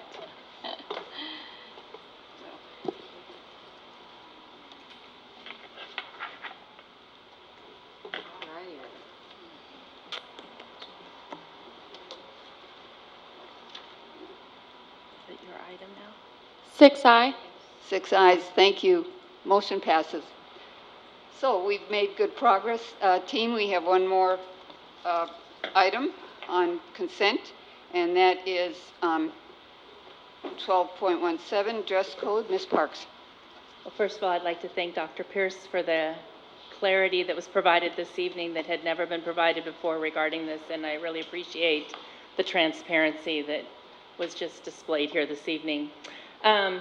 Regarding the dress and grooming policy and administrative regulation that's before you, I'd like to read a paragraph off of the policy. It says the governing board believes that appropriate dress and grooming contribute to a productive learning environment. The board expects students to wear clothing that is suitable for school activities in which they participate. Students shall not wear clothing that presents a health or safety hazard or causes substantial disruption to the educational program. Then, as you know, your AR is more specific, defining what that means. This evening, you have stricken number 2 from the AR that says appropriate shoes must be worn at all times, and have replaced it with no steel-toed or shoes with spikes. I appreciate the being more specific. I just wondered if that's specific enough. But the striking of number 3 completely of hats, caps, and other head coverings shall not be worn indoors. I wonder if you spoke with the actual high school teachers. I would wonder if they would feel that that would be a disruption. It's been there for a reason before. It's suggested from CSBA. I would imagine that they have a reason for putting it in there. And just the fact that a kid come December, well, at any time really now, put a beanie on, put some earbuds in, and he's off in his own world or she's off in her own world and not paying attention. The one that's a little bit more disturbing to me is at the number 4 where the see-through tops and bare abdomens are prohibited, which was part of the discussion at the last meeting, to replace it with just no see-through clothing or intimate body parts showing. Okay, so in other words, as long as you were not wearing steel-toed shoes or spikes, you can come in wearing a hat and you can be wearing a bathing suit. Because in essence, that's what you said. Because anybody could walk in and you could be wearing a bathing suit. Your parts are covered and you're fine.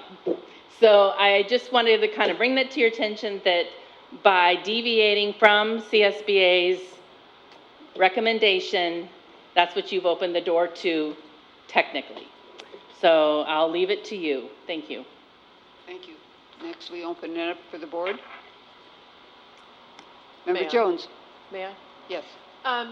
So I have done a tremendous amount of thinking about this and asking questions of people from ages 14 to 80. I heard many differing opinions and respect each person's input. I spoke at length with Superintendent De Leon about her conversations with the ASB at both the high school and Bridgepoint, and very much appreciate the students' time and comments at those times. After listening to all of these viewpoints, and Ms. Park just recently, I believe that we need to think about the environment we are trying to create in NUSD. Our goal is to create a world-class educational environment that promotes high achievement for all students. When adopting a board policy regarding dress code, We cannot be unduly subjected to the latest fashion trends, but must create a policy that promotes an academic environment conducive to learning while honoring personal preferences and the latest fashion trends. The CSBA Administrative Regulation 5132 states, optional items number 1 through 4 below may be revised to reflect district practice. The following guidelines shall apply to the regular school activities. I'm going to first read the CSBA recommendation and then read my suggested changes. Number 1, clothing, jewelry, and personal items shall be free of writing, pictures, and/or other insignia which is vulgar, lewd, obscene, profound, or sexually suggestive,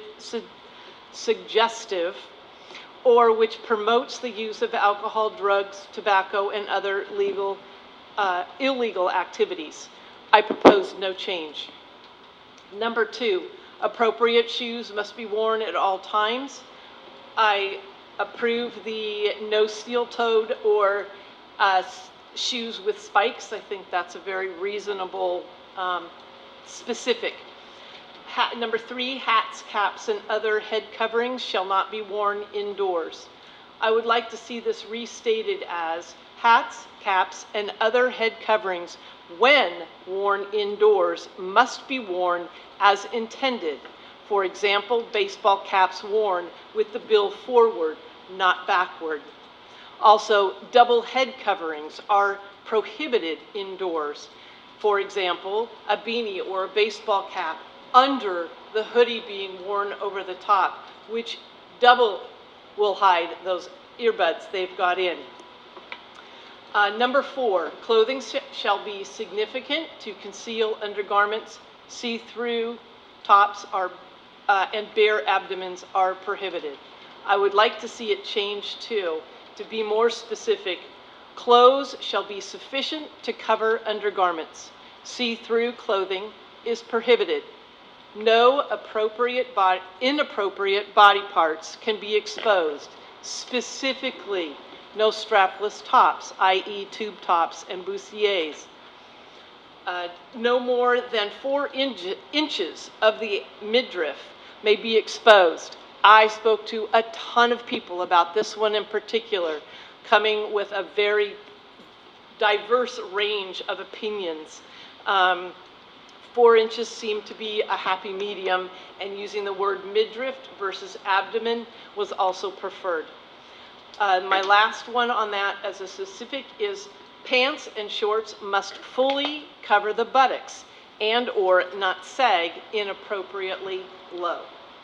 So those are my suggestions for rewriting those 4 to make them more specific and accommodate personal preference and the latest trends, which will change. Thank you. Could you send those to me, because it was detailed and I cannot write that fast? Oh, yay. I think it would be really, that was great. Thank you so much. That was a lot of hard work, I know. And we talked at length about the right way to say things, how to be specific, how not. I know that I'm sure Joy would probably, if Member Thomas, I don't know if you'd like to call on Member Lee, but I'm sure she would like to say something. Member Lee, what are your thoughts as representative of a great number of students at the high school that would be interested in this topic? I'm sorry, about the new... About... I think we would be very open to listening. Yeah, I think some of the revisions you mentioned were really great, and I'm so thankful that they're like more specific, which is what we were looking for. I think that's like the main problem that we had with the other one was that it was too broad, where it could start like unreasonable conflicts or like people who are in charge like giving unreasonable like enforcements. Yeah. So I think are we gonna approve this today? No, right? We're pulling it, yeah. But I think. Oh wait. Well, no, we actually could vote on it tonight. You know, we actually could vote on it tonight, but I really appreciate the work you've done, and as an 80-year-old who has spoken about this issue. I can fully agree with the changes you're recommending. I would like to propose, this is being a second reading, that we bring this back at the next meeting for the third reading and give the ASB and the public a chance to respond to it. That would be my thought. I think you I'm in stated agreement that with that. perfectly. Okay, so if we hold it over as a third reading, we don't have to vote on anything. Yes. Member Hill? So, I understand that there's a lot of strong opinions about this topic. But the concern that I have, and I'm going to speak to it when we get to member comments, is where in our 4 goals, in terms of our priorities, and having a measurable impact, where does this particular effort fall? And in my opinion, while it's an important topic, it is not the most important topic that we face right now. And I would really, and I am concerned that we are spending so many cycles on this, and we're not spending cycles on what we said are our priorities. And so I would like to propose that either we just go with CSBA's recommendation, or we go with, or we keep our existing one, or we adopt what Member Jones has said tonight, but then we put it to bed, right? So let's put it to bed, and then we can say if we want to revisit it, because quite frankly, I think that this effort needs to be led by a permanent principal at the high school. Because the challenge we're going to have is, it's just like so many other regulations and laws, it's stuff that gets put in place, but that doesn't get enforced, and then it loses, basically credibility. Right. And so I would say, let's decide on something now, and then let's say we can revisit it when we have a permanent principal. But let's not have ad nauseum discussions on it. Member Jones? My purpose in coming tonight and spending as many hours on this as I did is that this is a board policy. And if we're taking it back to ASB again and bringing it back for discussion, whose policy is it? Is it a board policy, or is it a student-driven policy? And I don't believe this should be a student-driven policy. I really worked very hard to take my own bias out of, because my feeling is CSBA had it nailed, and that's what we should go with. But I tried to really think about and take my own bias out. I spoke with my daughter, who has very strong opinions about these kinds of things, who wears a specific uniform when she goes to school, because she has to wear scrubs for nursing school. Granted, that's college and this is high school, but we are really trying to prepare our students for their life, their career. They're going to be asked to wear certain things for their jobs.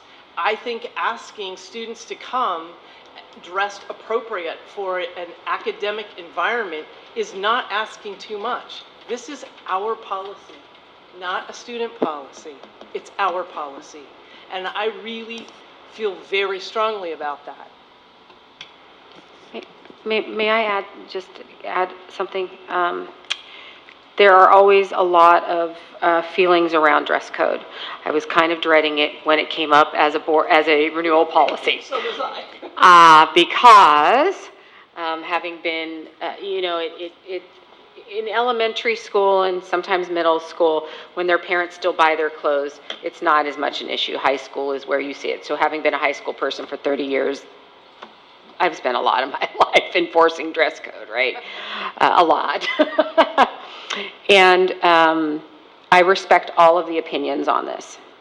The one thing that I have said over and over and over again, there's 2 things that I really think are important. Number one, that we are not ever unfairly enforcing it. So there's no gender-based enforcement, no religion-based enforcement, which the head covering one can be a problem, and all those things.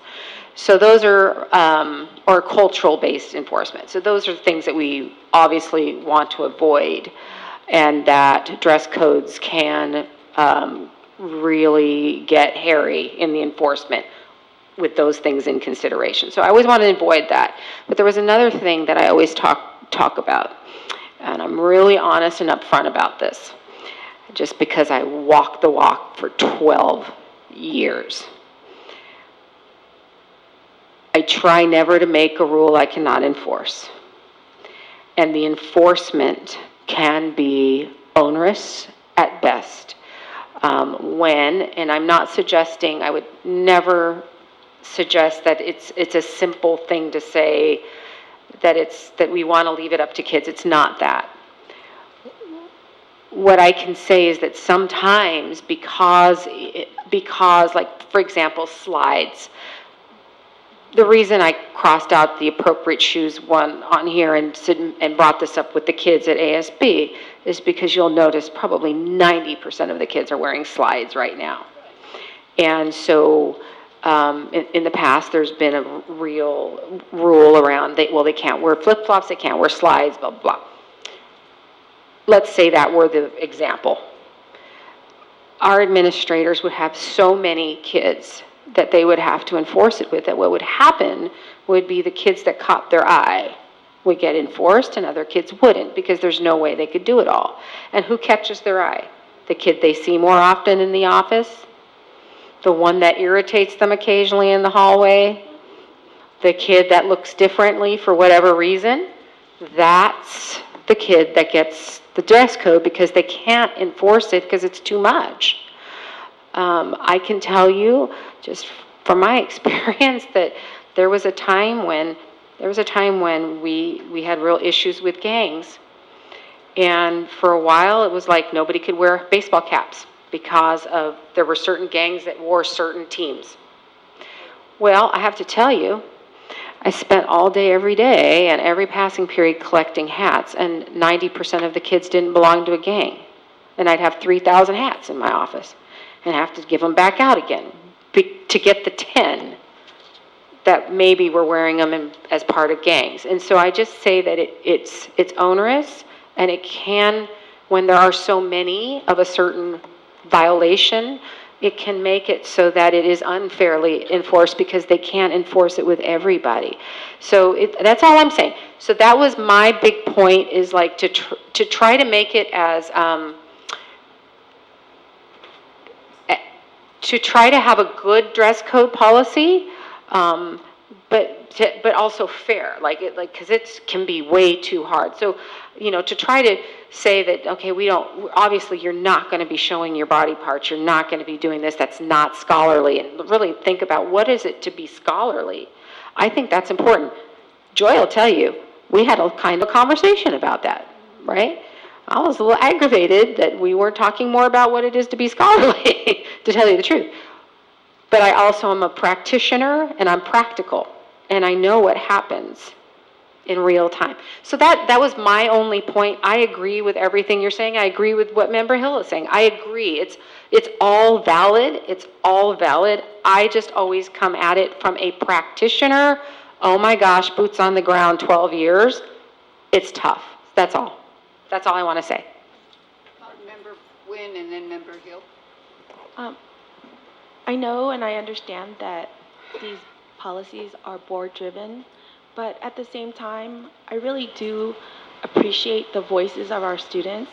A lot of times we don't give them enough credit for their thoughtfulness, their innovation, and their ability to really, drive home sometimes what we miss.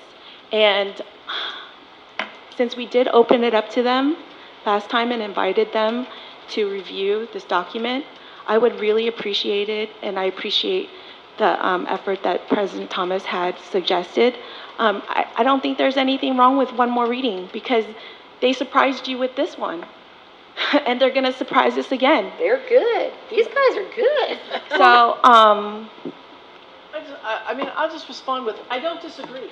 No. You know, I really don't disagree, and I'm glad that we did go to the ASB and we did talk to the kids at the 2 school sites. I think that was really important. And, you know, listening to what their comments were and coming back with something that honestly I felt wasn't unreasonable when it comes to managing on site. I'm not saying you can't show your midriff. You know, I'm not proposing, that's not what I'm proposing. I'm trying to propose a middle ground that is not completely trend and fashion driven. No, I appreciate all the stuff that you said, because I do agree. I agree. And, I agree with and that. and she does too. But my what I'm trying to state is that, you know, if we open ourselves up to allowing our students to help us make decisions, that's buy-in. They're taking active, approaches to really, what's the word I'm looking for? They're really taking an effort into ownership of their own education and being a part of governance. And we've never really had that in the past. So I really love this whole new way that we're trying to do things. So why not go with it and allow our students to have one last stamp of approval, and then we can vote on it at the next board meeting. I don't see there's anything wrong with it. And in fact, I think it's empowering, so. If the majority, may I speak? If the majority of us feels that we agree with the changes that Member Jones has asked for or suggested, we really, I think, owe it to have it come back so we get to see it in writing. Everyone gets to see it in writing. So I think it would be premature then to not have a third reading next meeting. So that would be my suggestion. Member Hill? So, again, I can appreciate all the different sides, and again, I'm not trying to offend anybody, but what I'm just concerned about is spending too many cycles. I mean, we only have limited cycles, and I will tell you that there's a societal thing going on. And at this high school where I teach and I go in every day, I see kids in my classroom that are dressed exactly the way that people are describing right now that there's concerns around. And we have a very experienced principal. She's probably got like 15 years plus, and she's concerned about it. And there are some actions that are being taken, but in my opinion, it starts at so that those conversations need to be happening at the school level, at the site level, with the principal, because that's where the rubber meets the road, and that's where you're going to have the most productive discussions, and then a recommendation needs to be bubbled up to the board. And the board can decide whatever they want. But like right now, I think that we're kind of violating kind of Management 101, right? And we're kind of diving way down deep into, site operations rather than kind of staying up, high, and so in getting it, so if we're going to look for a compromise, so I'm okay, let's have Member Jones's thing written up, but let's not have any more forums. We do not have the cycles for this. We are 2 months into the school year and we don't have plans for all of our key goals, right? We do not have the cycles for this. So are you saying that having staff go to the ASBs, it is a burden? Maybe Ms. Lee can do her due diligence and speak on behalf of the students in ASB at the next meeting. And of course, any student can come forward at the next meeting and speak on it, and any member of the public can. So we're not closing the door to input. And we're not requiring then staff to do extra work other than to incorporate the changes that Member Jones has suggested. First of all, I just want to say thank you, Member Jones, for really all the amazing improvements that you made to our dress code. It's a new year, and this dress code, I think, is one of the main things that we can see like a change within our school. And we can just let this make a decision here at the board and come back and revise it, but like Member Nguyen said, like we've already went to the ASB and like we've already talked with them, and we've already like made this connection that we've been wanting to have with the board and our community, and we did that right now with our dress code. We've made like a small connection with them, and so what's more to have one more reading and to really just solidify more of that connection that we can have with each other, and like put like a good ending to this, instead of having the board just decide this here and students being dissatisfied, or feel a little bit like, oh, I wish they would have done this. We would have felt a little bit more represented in this. And it's something small, yes, but it's also it can also lead to something bigger. Yes, I totally appreciate that. Yeah. I totally appreciate that, and I am fine with it. Thank you, Member Jones. Thank you. Plus, I get to hang out with kids. So may we have a motion? Member Hill, it's the customer service that you were alluding to earlier. So they're our customer base.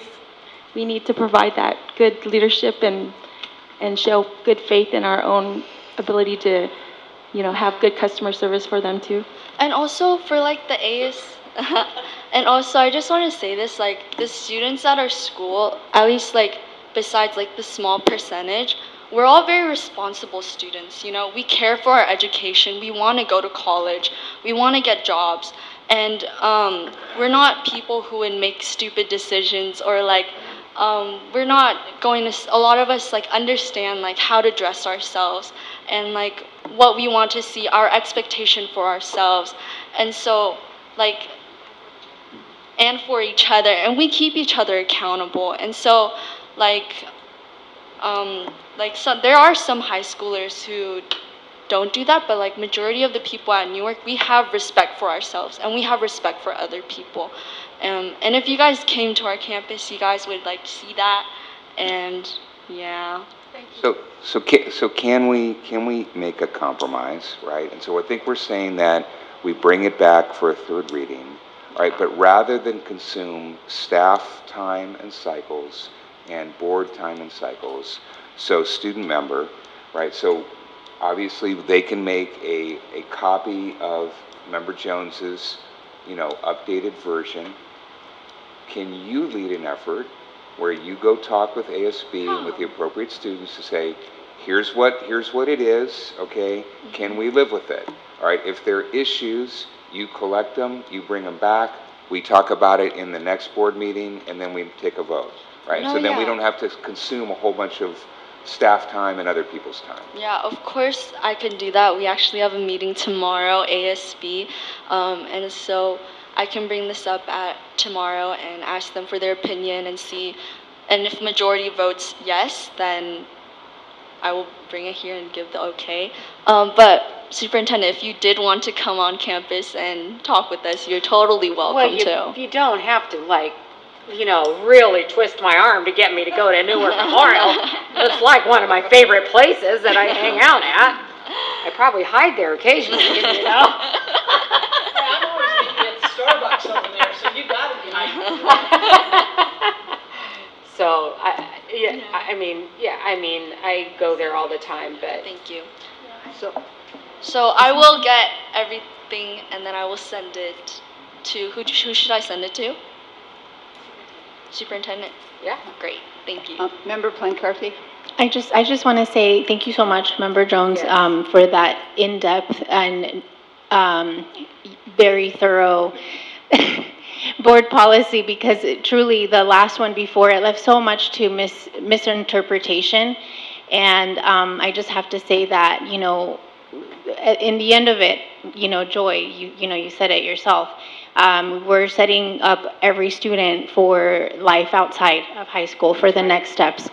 And no matter where you go, you're going to have to maintain a level of professionalism that is conducive to wherever you're at. And so it starts here, and also to your research, we understand that it's important to be able to express your own individual culture and your own fashion sense and such. But I do think that, what you've put together is great, and you going to ASB tomorrow and discussing this and having the presence of Dr. De Leon. I mean, although, Joy, I'm sure your following is amazing. Probably doesn't need me. No, she probably doesn't need you. But I think what it will represent to the students, and it'll also solidify and drive down, is the fact that not only is Joy going to be there as a representative student to her fellow classmates, but also that it's really coming from the top, and there's that support there as well, and that it's just hopefully it'll reinforce it even further. And then it will enable that cohesiveness too, because, there has been some investment from the students, but again, we do need the in-depth, we need to leave very little room for misinterpretation so that things are laid out in place. And so, that's all I have to say on that. I actually will be at Newark Memorial for Subs with the Soup, so I cannot tomorrow. So, and again, so I'm sorry, I'm going to speak to this, right? So my concern, okay, is how many different requirements are we putting on Dr. De Leon's time? I Okay? know. So she is the CEO. If you look at any company, if you tried to put as much on the CEO's shoulders as we're trying to put on Dr. De Leon's, that company will be crippled, right? And so we have to get out of that mode. And so I understand our desire, all of us, to be, having her involved, but I think that we need to carry the weight, right? And so I think that, student member, you're empowered, right? So we're empowering, we're empowering you to go do this. You can do it. Right? You got it, Joy.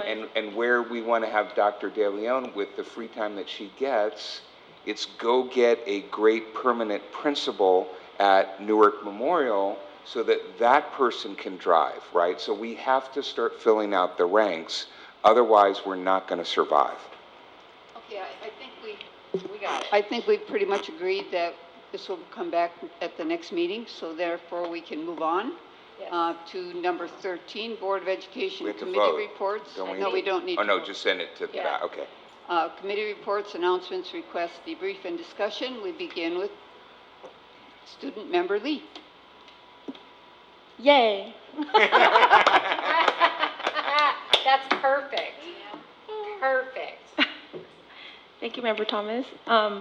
There are no reports from our committees, and I just wanted to give a shout out to class of 1993. This last weekend they had my class, I was the class of 1993, had our 30th year high school reunion.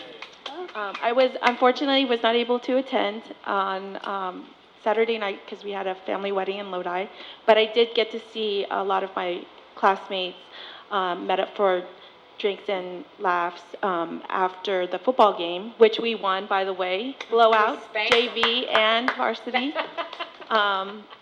So last year they did lose to Mount Eden, but this year they came back and, they didn't come back. I mean, it was literally a blowout game. And a lot of our kids, our student body was not there because they were at Newark Days. And and then also this past weekend on Sunday, we were able to celebrate Newark Days and celebrate the city's 68th birthday. And I just wanted to appreciate all the staff that were out there working the booth and trying to recruit heavily. Yes. And Member Jones was there all weekend, working really, really hard with the Newark Days Committee. Managing students. I know my kids volunteered there too at the parking lots. So all the kids did a wonderful job. Thank you. And actually this year, the football team was walking around picking up trash. Yes. But I just noticed how immaculate it was this year. Maybe I wasn't paying attention in prior years, but they did a wonderful job. And the organization, Newark Days Parade, all the schools, parents, thank you for coming out. and participating in the parade. It was amazing and so much fun. And then lastly, I just wanted to acknowledge National Hispanic Heritage Month.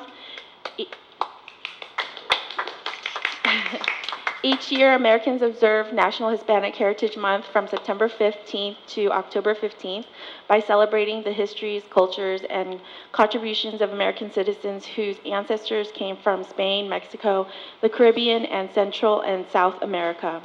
The observation started in 1968 as Hispanic Heritage Week under President Lyndon Johnson and was expanded by President Ronald Reagan in 1988 to cover a 30-day period starting on September 15th and ending October 15th. It was enacted into law on August 17, 1988 on the approval of Public Law 100-402. The day of September 15th is significant because it is the anniversary of independence for Latin American countries, Costa Rica, El Salvador, Guatemala, Honduras, and Nicaragua. In addition, Mexico and Chile celebrate their Independence days on September 16th and September 18th, respectively. Also, Columbus Day, or Dia de la Raza, which is October 12th, falls within this 30-day period. So, let's celebrate National Hispanic Heritage Month. Thank you. Member Plancarty? So there was the initial Mission Valley ROP meeting, and I was there present as an alternate for Nancy. And basically, there's not really a lot to report. It was really just, approving their budget. And, a heads up, the conversation that, obviously is going to continue to be had is around, partnering better with them and incorporating more CT pathway courses and such. And so that's going to be coming. And then as far as, just this past weekend, I want to thank you and Dr. DeLeon and Steve, and of course all the staff. I saw Olivia there, I saw Pat Irby, and then of course, I saw, Kat, and there were so many of the staff, and obviously our schools participated, but just truly the effort that is going into letting our community know that, we are in dire need of workforce, and, just you guys getting to know the community and really just solidifying that relationship. It's so important, and I feel like it's been missing, and you're doing a great job of nurturing that, and I really appreciate that.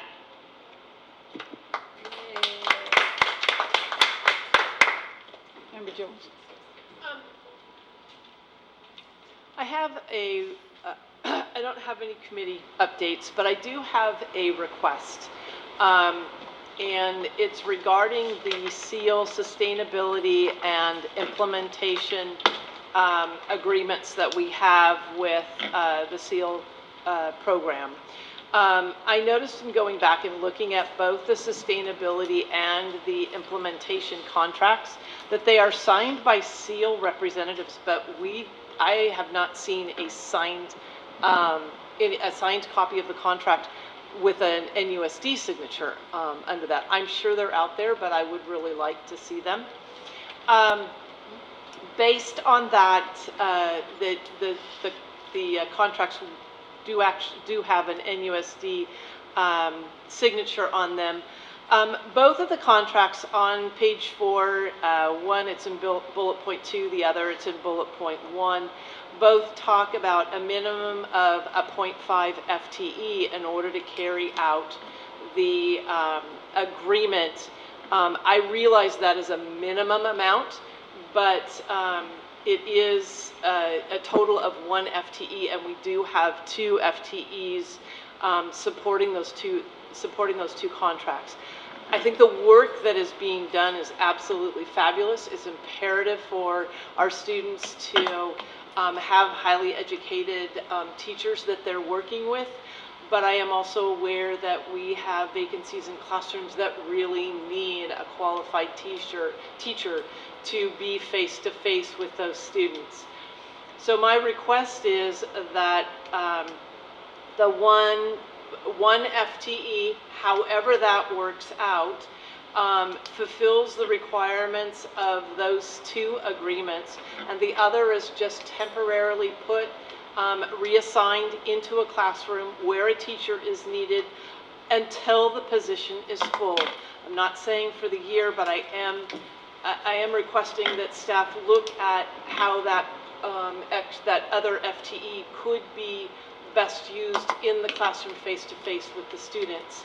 And I also realize that there is a 0.6 tech-TOSA that could also really benefit our classrooms, and that is, those positions are, they're key to being filled for the students, for the sake of the students. I know those are very important positions that we need in the district, but right now I don't feel that they are as important to support.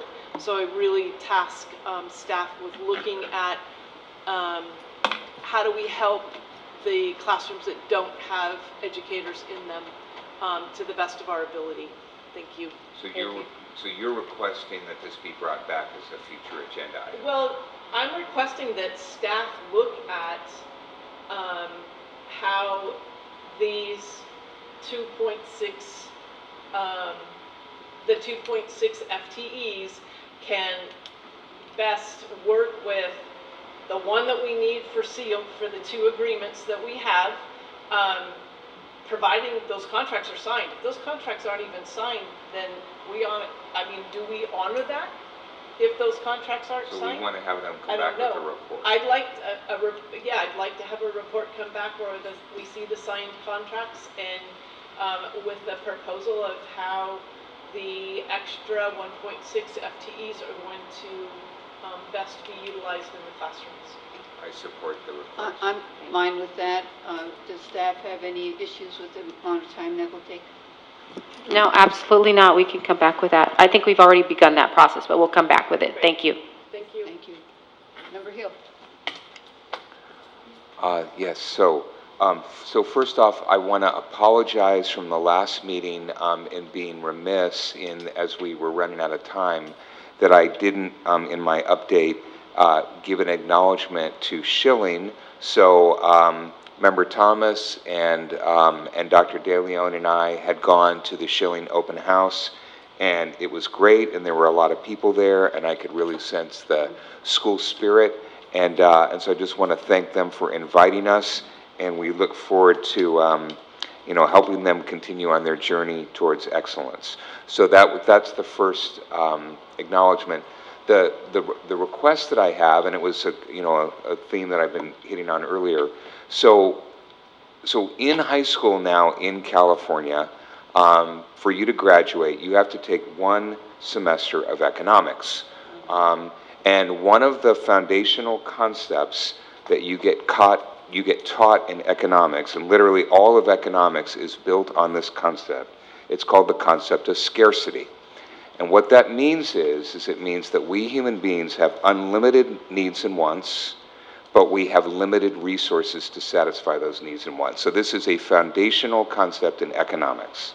And it's true, right? We always want everything, but we can't have everything. So what economics says is that you have to do trade-offs. And so what that means is that you have to prioritize, and you have to figure out, how can I maximize the things that are going to have the biggest impact? So we see this happen all over society, but we as a board, right, our process for doing that has been setting goals.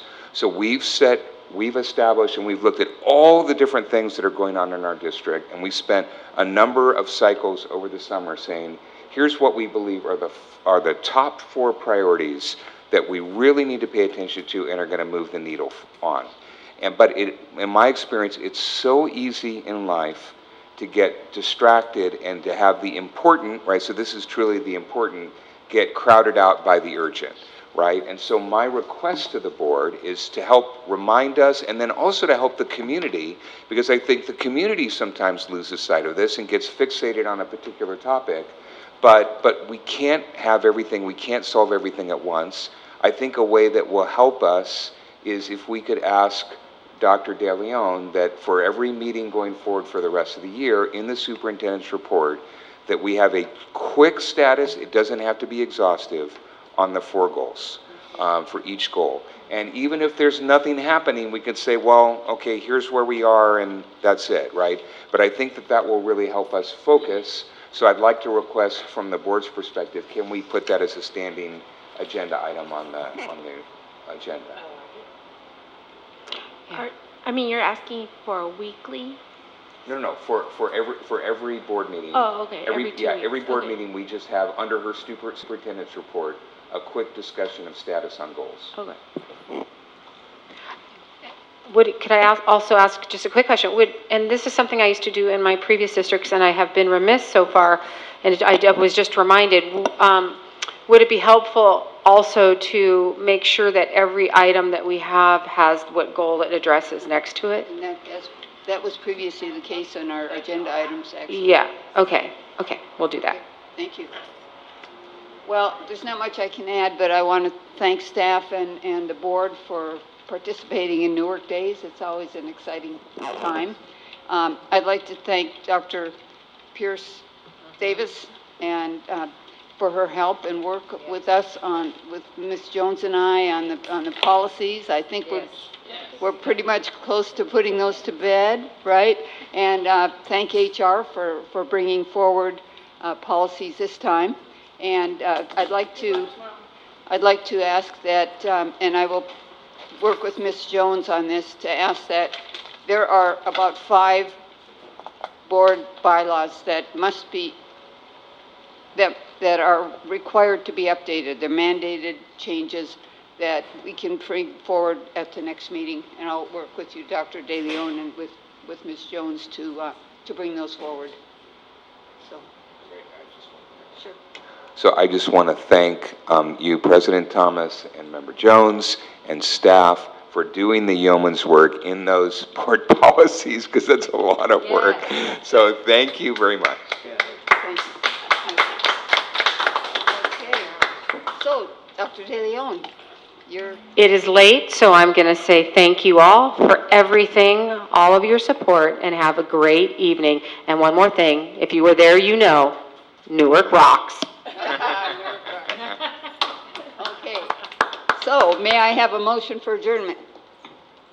I'll make a motion to adjourn. I'll second. And Member Nguyen seconds. Please vote.